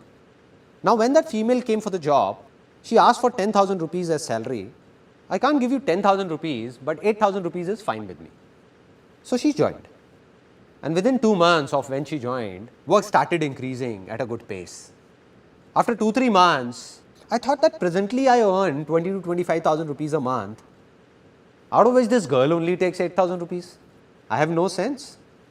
So I told her politely that I can't give you 8,000 rupees, but 6,000 rupees is fine with me. Do it or not, your choice. And she left. After she left, for 1 complete year after that, I was stuck where I was. Couldn't move ahead a single step, even a single step. Anybody, anywhere in this world, if he says that he can do everything alone, then he is lying. He needs people to help him out. But why will anyone help somebody else before helping his own self? So he will help you only if you will also think of helping him. Simple.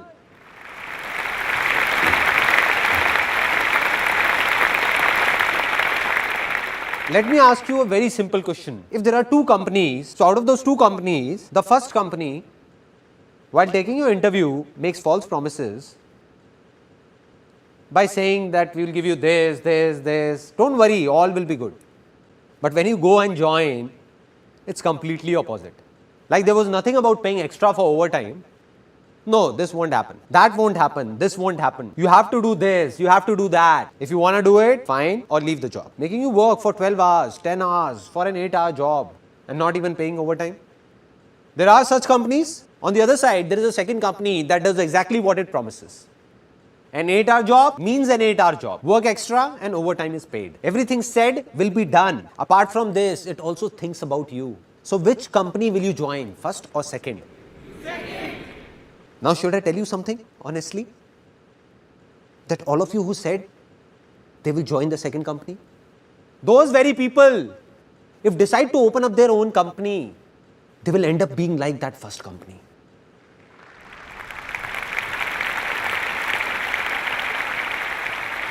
They'll forget about it. Now when they will have their own company, they'll wish to get an employee worth 8,000 for just 5,000. What are we doing, man? What are we doing? There are 2 kinds of people in this world. Those who believe in sharing and those who don't. Now the ones who don't will today or tomorrow have their hands and legs cut. There will be a stage when everyone will leave them and go away to join those people who believe in sharing by their heart. Today they have 2 hands. Gradually they will have 4 hands. 10 hands, then 100 hands, and then thousands. A day will come when he will have countless hands, and that day, success will be a very small word. It will be a miracle. Miracle.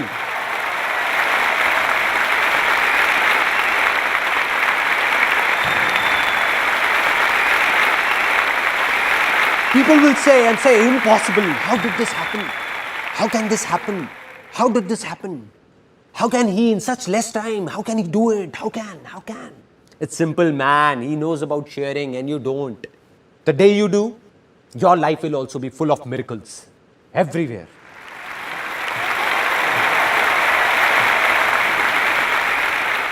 Now, the tree of success has a lot of fruits and we are sharing them. Knowing more fruits will grow. We are sharing. So you have become successful. But now the question is, who am I? What's my story?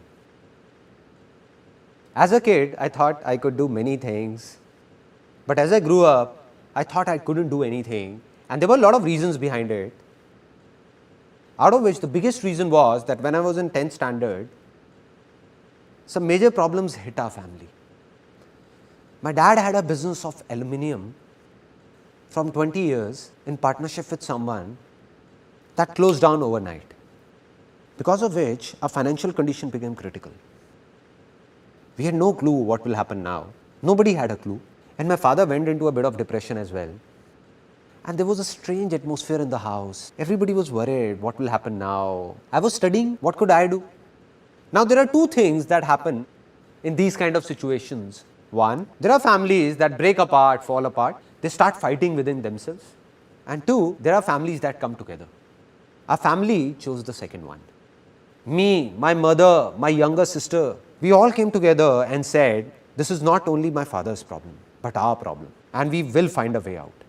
We will do something will happen. So now I wanted to do something, but believed that I can't do anything because my land was infertile.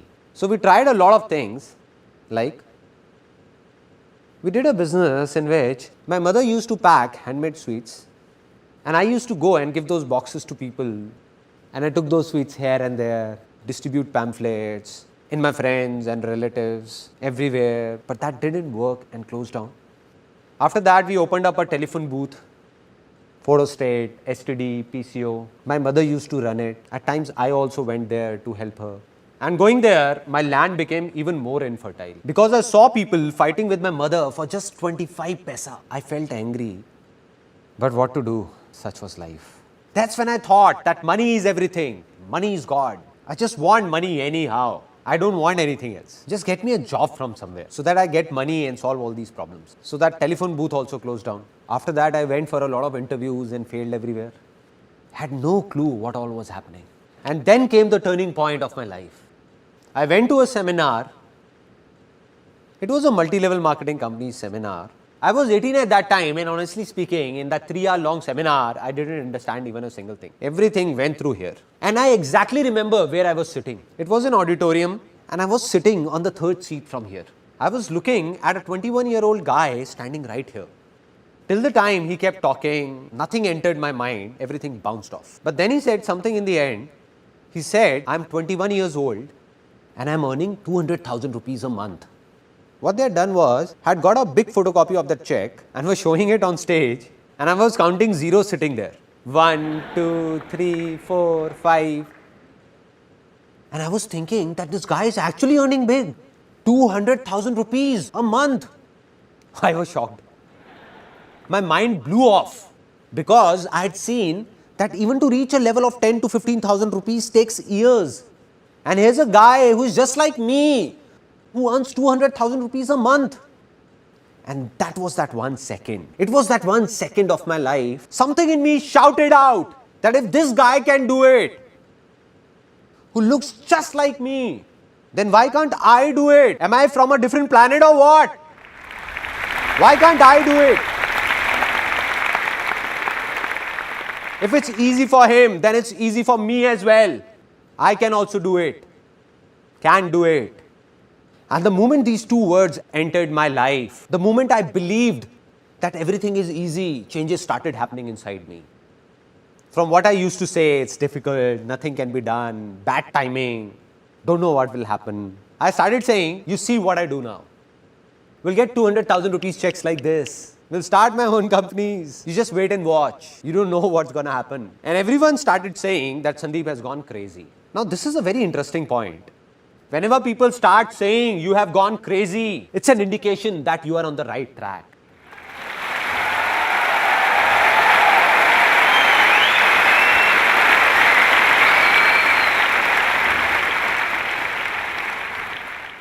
A tinge of craziness is a must.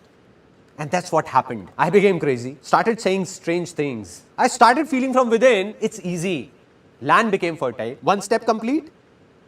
Now the second step, to discover what to do. Now there were 2 voices, outer voice and inner voice.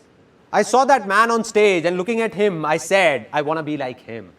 If he's doing this, then I'll also do this and earn 200,000 rupees a month. But it wasn't my inner voice, all outer voices. So I took around 20-25 people to that company and nobody joined. In fact, the ones I took ridiculed me saying, where did you take us? And how much will you give us out of your 200,000?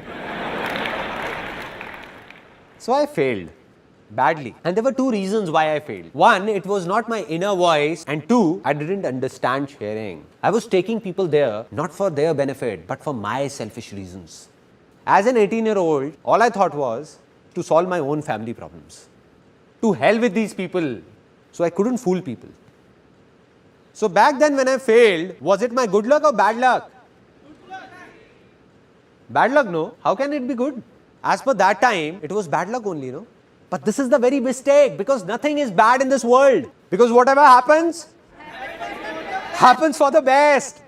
Success comes from experience, and experience comes from bad experiences. Which means that success can only come to you with experience, and experience can come to you only through bad experiences, not with good experiences.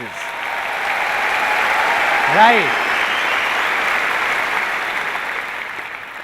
And this is what I understood. When I went to that company, it was not a waste. Although I failed financially, but I got to know about a lot of good things and started understanding them. Different things entered my mind that I understood that yes, I understood that even failures are useful. So I didn't feel sad. After that, I heard outer voices once again. Again, I made the same mistake. I was told by my relatives, family members, don't know seriously or not. They told me that Sandeep, you have got looks of a hero, man. And I thought so many of them couldn't be wrong. I heard the outer voice and went to become a hero, to be a model. I said I will. If everyone is saying, I will. So I went and saw that heroes like me, thousands, are standing in a queue and eating roadside burgers. I said to myself, Sandeep, there you go, dude. But I didn't lose hope. I was determined to do something easy. It's easy won't work till the time it doesn't come from inside. And that's what happened. I told myself many times that I'll do it, I will. But it wasn't from within. To become a model or a hero or do acting. Used to go for auditions but went blank. Forgot everything. Didn't enjoy it from inside. Did some music videos as well. Such music videos that if I make you see them, you would die laughing. When my 5-year-old son is troubling everyone, ransacking the house, then my wife just plays that video and my son sits there looking at the screen and says, "Is this dad?" What is he doing? So this time also, I failed. I believe, like I just told you, that you can only be successful because of your failures, not because of your success. So this big failure of my life was about to be the reason behind a very big success of my life that I didn't know, realized it later. How? During modeling days, a friend came to me with some photographs he got clicked from somewhere, and when I saw them, I was surprised. I said, what photographs, man? Great. There were no digital cameras at that time. So I said, man, this will be great. I want to learn this. For the first time in my life, my inner voice said that I want to learn photography, man. I want to be a photographer. I saw an ad in the newspaper, went there and joined a short 2-week course of photography. I didn't know what was I doing, why was I doing it, didn't think about it, just listened to my heart. You know, from inside, that feeling comes that this is what I wanted. Got it. Just went to my mother, took 12,000 rupees, went and bought a camera. Started clicking photographs of my relatives, friends, everyone for free. Didn't have a clue what I was doing. Kept on doing it. Now, what happens is that even when you listen to your inner voice, that you will move in that direction. You will take a step, take an action, and what you want will go and clash with the reality, which will be very different. I wanted to become a very good photographer, but the reality was that thousands of photographers in India who had learned photography for 1, 2, even 4 years, and even they were not able to do much. And what had I done? Just a 2-week course. So I wasn't a very good photographer. Bang!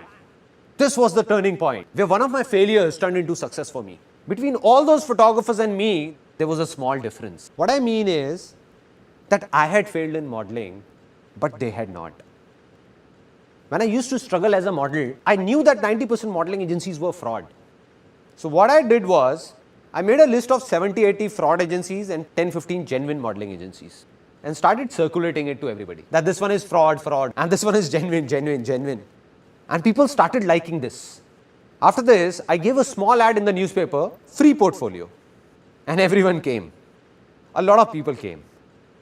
I told the truth. No tricks, no lies, straightforward. I said, look, I'm not a very big photographer or a great photographer. I've just finished my course from here of 2 weeks. So one option is that you get your own film roll, get the processing done, and your cost will be this much, 3,000 rupees. Or the second option is that I do everything for you. Now, if I go to any wholesale market, so the same film roll you get for 150 rupees, I get it for 50 rupees. And in this complete exercise, I'll get 1,500 rupees.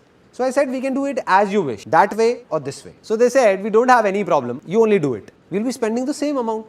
See, this is what I've always believed, and will always believe that if you want to do anything in life, tell the truth. Don't confuse anyone.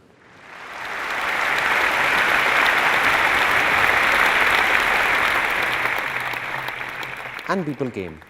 I still remember that I had spent 4,800 rupees on that first ad, because of which 7 or 8 people got their portfolios done from me, and the first income of my life, 15 to 20,000 rupees, came from here. This was the first success of my life.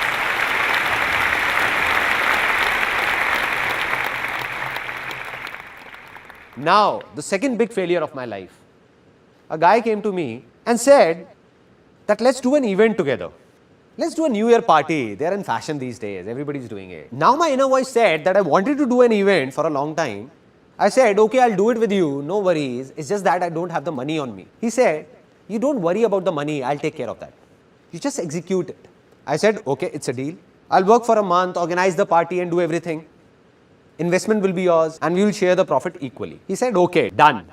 He gave me 15,000 rupees and I distributed those 15,000 rupees to everyone. I paid to the banquet guy, the DJ, caterer, all of them knew me.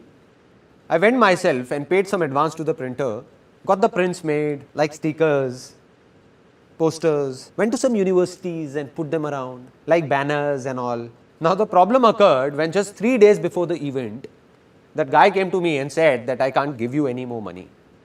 I said, but we have to give the money because I have to make all the payments or else they know me and will catch hold of me only. He said, it's your problem, drop the event. I said, no. So then I arranged the money from somewhere, borrowing it from my friends, 5,000 from here, 2,000 from there. I collected all this money and made all the payments. The event was executed and it was a big success. It was the night of 31st December 1999. This event was named Disc 2000. The new era of 2000 was about to begin. All the money was inside a bag. I went to that guy and said, okay man, let's do one thing. Let's calculate how much you and me spent and divide the profit equally. He said, what calculation? Which money? He just took that bag and went away with his friends. Since that day, I haven't seen him around in my entire life. What would have a normal human being and not an alien done in such a situation? In such a condition? Would have cried, become worried? I felt happy because somewhere inside I believed that life's experiences come from bad experiences, and I felt happy and said, wow man, this is it. Such a bad experience. What else could be worse than this? I felt happy. And my mother, who is sitting here, would remember when I came back home at 1:30, I put the music on full volume in my room, on full volume, and started dancing alone. Dancing. My parents came in and said, what's up son? Seems like your event was a hit. I said, don't ask how big a hit. Just don't ask. And when I told them that this is what happened, I got a lecture for 30 minutes. They said, you are very innocent, dumb. You trust anyone easily. Anybody can make a fool out of you. And why do you believe in what anybody says? I said, no. There must be a reason behind this failure. Maybe today I'm not getting it, but someday I will. And the day I'll get it, life will change for sure.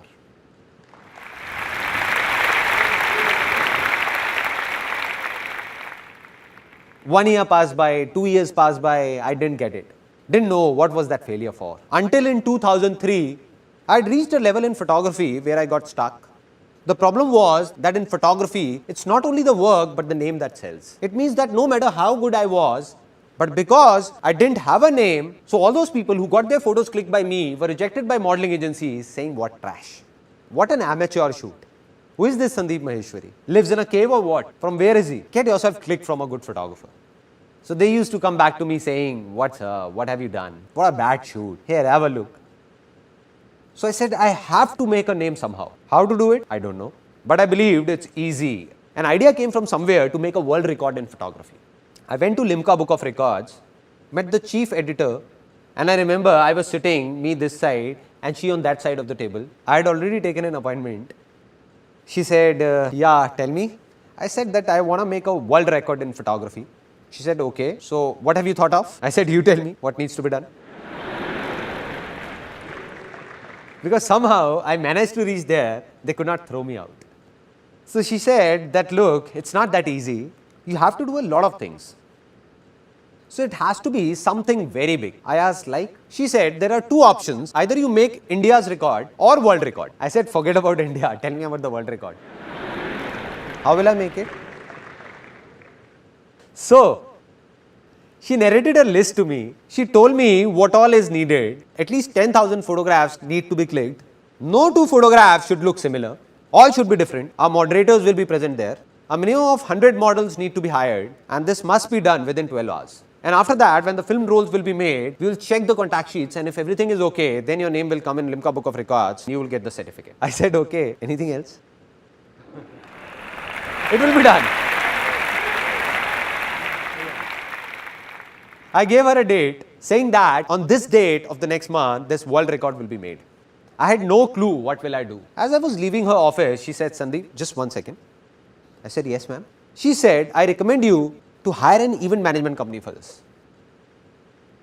The moment she said an event management company, tuck.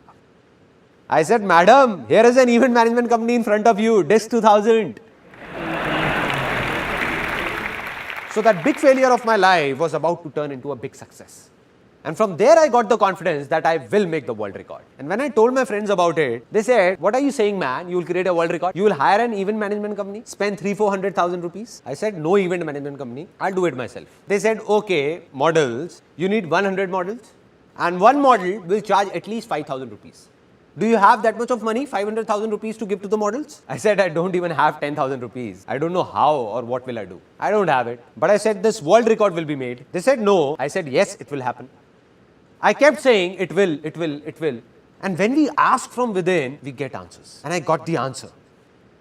A model was sitting in front of me. It was a very interesting moment. He said, I don't have this much money for the portfolio, but I can give you 500 rupees. I said, no issues. No issues, my inner voice said. I said, I'm making my world record. And you just give me 500 rupees. Your photos will be clicked. My world record will be made. And you will get a portfolio in just 500 rupees. Any problems? He said, no problem. I spread this message across.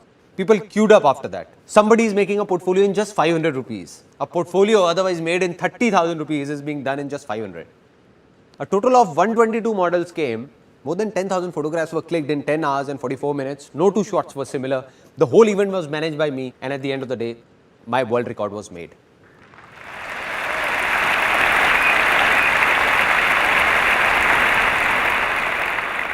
Now I'll show you the biggest failure of my life. I'll not tell you about it, rather show it to you. That what was it? At the age of 21, after I made the world record, it came to my mind that I want to write a book on marketing. And I was a college dropout. I left college in third year. Now I went to the publishers that this is how I have written a book on marketing and I want you to publish it. So they used to talk very formally saying, yeah, have a seat. So where have you done your MBA from? I said, listen, I have no MBA. I am a college dropout. So they said, no, this is not the way. We can't publish it. And all the publishers refused wherever I went. But I said, I'll do it myself. I will publish this book, come what may. I got it published, and here's that book right in front of you that I wrote at the age of 21 on marketing. Now, what is so special about this book? It's written on it that it's one of the most unusual books in the world, one of the strangest. Why? Because almost all the books in English open this way, like this. But this one opens from here. This is the first page of this book. This is the second one. This is the third. This is the fourth one, and this is the fifth. So it's a reversed book. A reversed book. Reversed. The word spread that a photographer has written a reversed book. People talk about doing something out of the box, something different. I think it's all pointless. You hang yourself upside down from a tree and say it's different. It's pointless, no? There has to be a reason. So the reason why this book is reversed was written on the first page at that time. And the reason was, a big reason, if you can't even change the way you read, how can you change the way you think?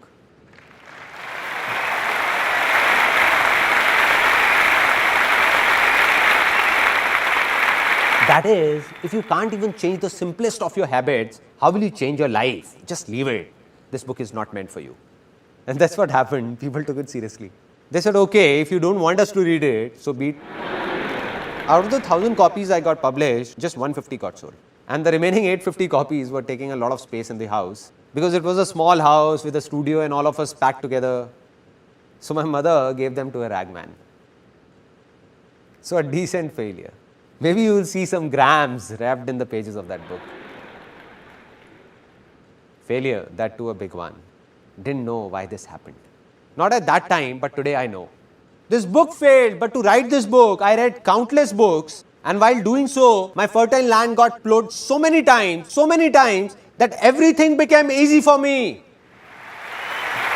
Right.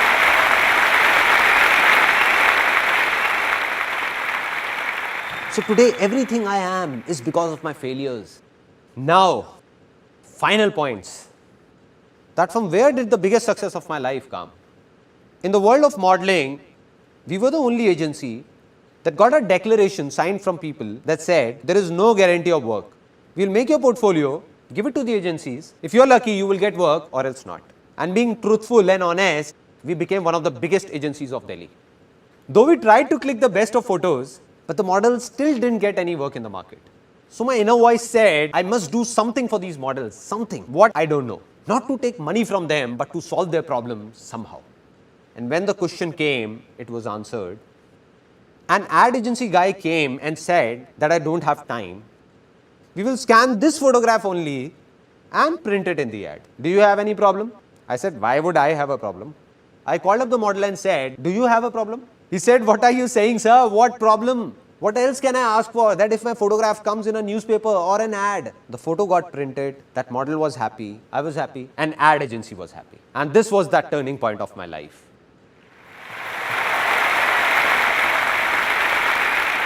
That's when the calling came that this is what I want to do and this is what I did.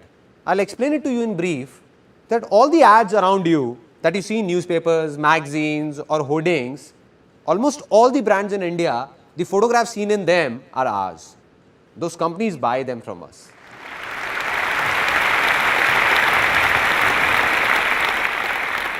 So today in the given situation, if you ask me that what's success for me, then here is a simple answer to it in a few things, because success is not just limited to one thing but many things in life, various aspects of life. So one of my aspects, that this company Images Bazaar was started to do something good for those models 6 years ago.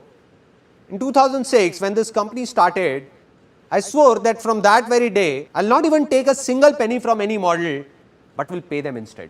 Until date, thousands of models have worked with us, and not even one of them can say that we have taken a single penny from him or her. Rather, we have paid them. This is success for me. This is success for me. And this is the reason our company has no investors and will never have one, because investors won't be able to understand all this. What will they say? They will say, you are crazy. Being such a famous production house of India, one of the biggest, doing so many shoots, and that too genuine. If you ask the models to pay you 50,000 rupees, they will not even ask why and put the amount on your table. But we will not take it. Not today, not ever, never. Secondly, what is success for me? I narrated an incident of that female whom I told to leave. The one who asked for 10,000 rupees, I gave her 8,000 rupees and then told her to leave. When I got stuck, that day I decided that from today onwards, if I hire anyone, then I'll never tell the person to leave. Never. They can go by themselves if they want to, but I'll never ask them to leave. 8 years, 10 years, 12 years, 14 years, everybody is still there. In our company, faces don't change. All are still there. So success for me is to share everything with my employees and do all that I can do and go beyond any limit to keep them happy. Any limit. This is success for me.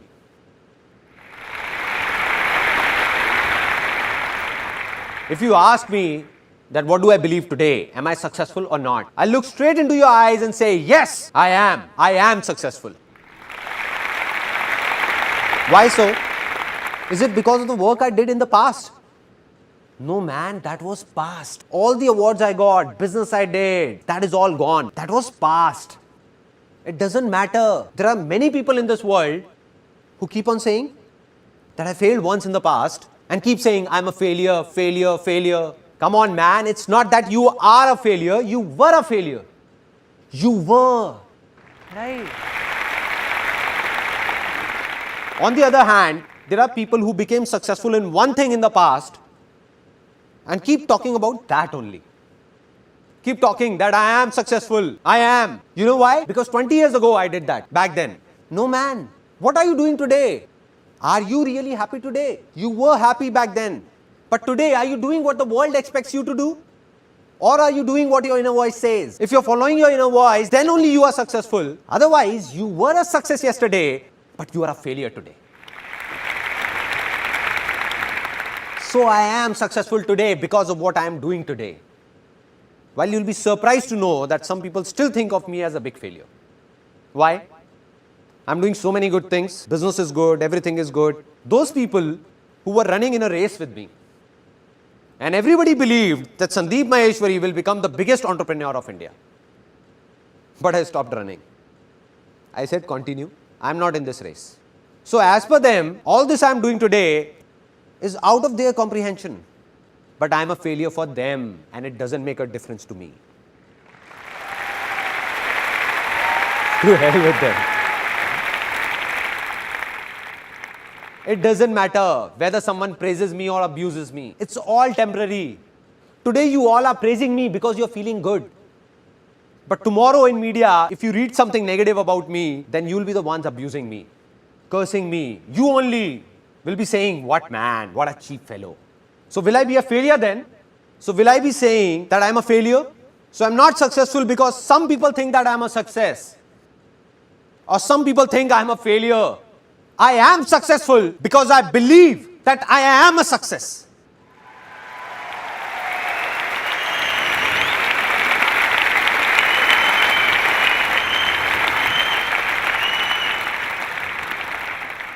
Yesterday I met one of my friends and he was asking that from where do I get the inspiration of doing all this? From where? It all started when I was 12 or 13.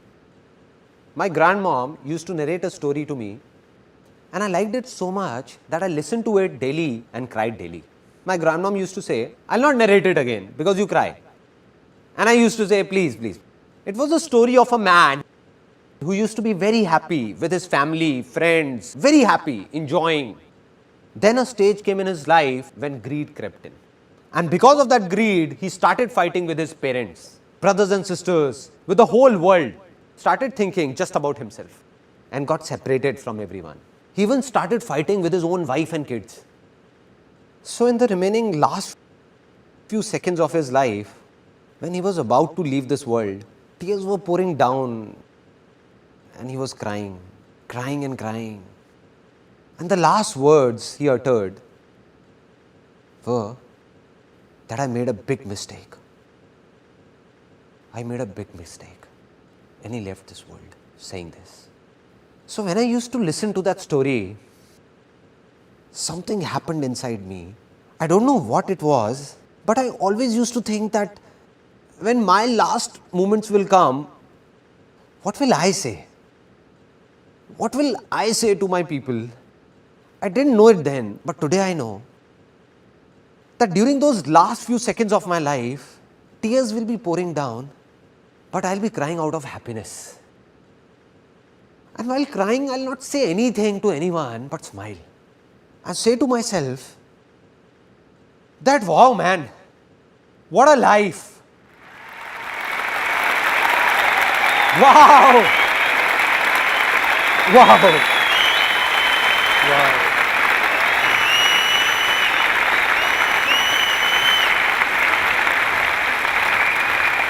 This is life. This is life. I did it. Saying this within me only, not saying anything to anyone, no regrets whatsoever. Now, the final moment of this seminar. I told you in the beginning of this seminar that I don't want anything from you and will never talk about my benefit. I lied to you. I'll ask for something. Won't let you go like this.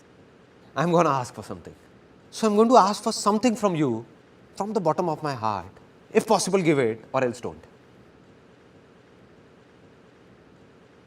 So I fold my hands and request you all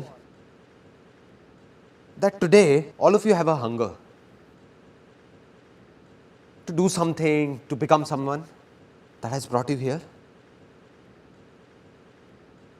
But a day will come in your life when you will have much more than you need. That day, if you find someone with a hunger, just be of a little help to that person. That's it.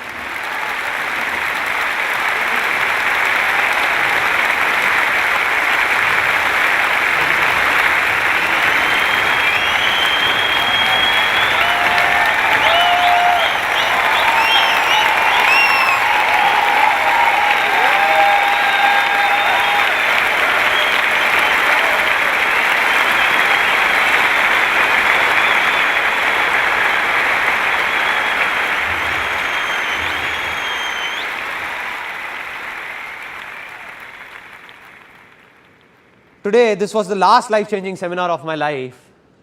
One thing is ending here, but another thing is taking off. I'm gonna keep recording all my experiences one by one in videos, record them. Today I told you it's easy. So why is it easy? In every situation of my life, how did I make the smallest of problems and the most complicated problems easy for myself? I'll tell you all in those videos. I'll open up everything.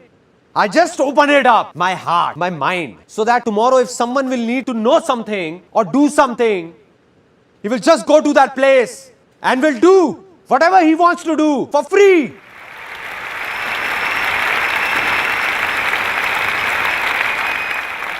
And I'll go from this world, but millions like me will come forward. Millions out of you only. Millions like me, where I am standing, right here, someone else will be here, some other crazy fellow, someone else will be doing something like this, and this world will change. This world will change.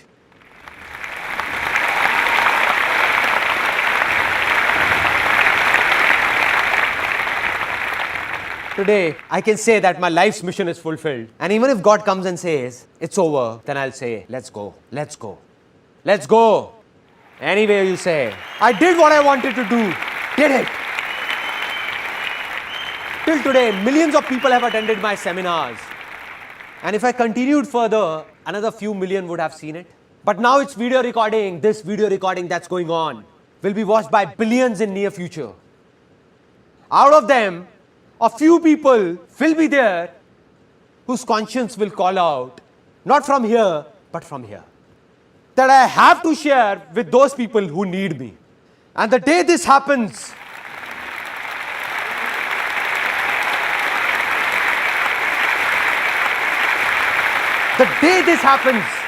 that day, not only in India, but across this whole world, nobody will be hungry. Nobody will be hungry. This world will change. Because this is also easy. It's easy. It's easy. This world will change. Will change.